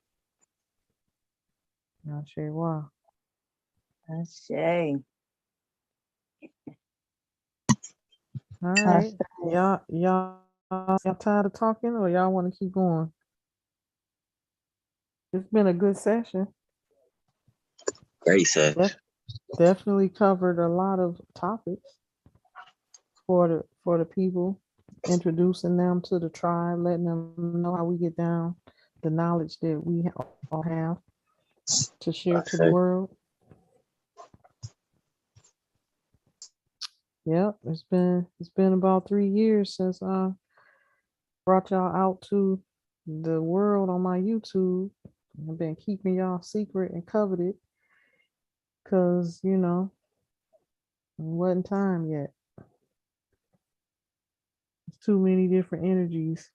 So now we all know about spiritual protection. We all know how to protect ourselves from these outside energies, and there's nothing that can break us apart. So now the ancestors are saying it's time for us to, feed the flock with this knowledge that we've been holding. And by our words, it will help raise a nation. It will help raise their consciousness to where it needs to be. Ashe, I'll say why. Hey. Any last words, Matriarch, you want to share? You were kind of sure of the movement. Any words about what we're doing in correlation to the vision that Prophet Noble Drew Ali had?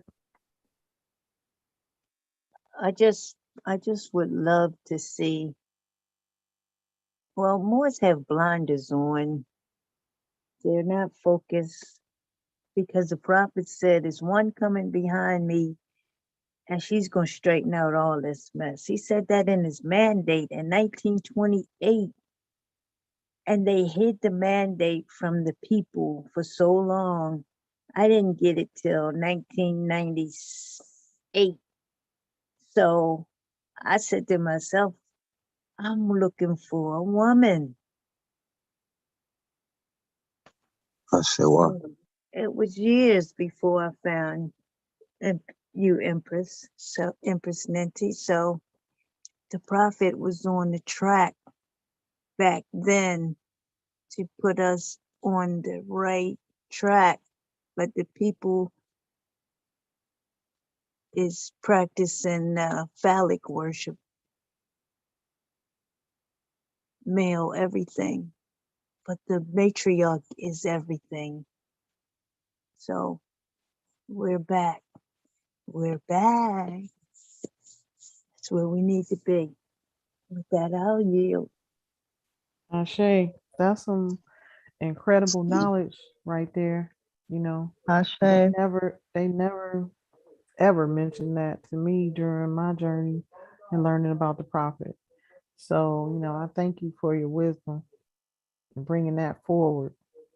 And I definitely know that through my research and divination that the prophet Noble Drew Ali, Timothy Drew, was a student of my great great grandmother under her tutelage.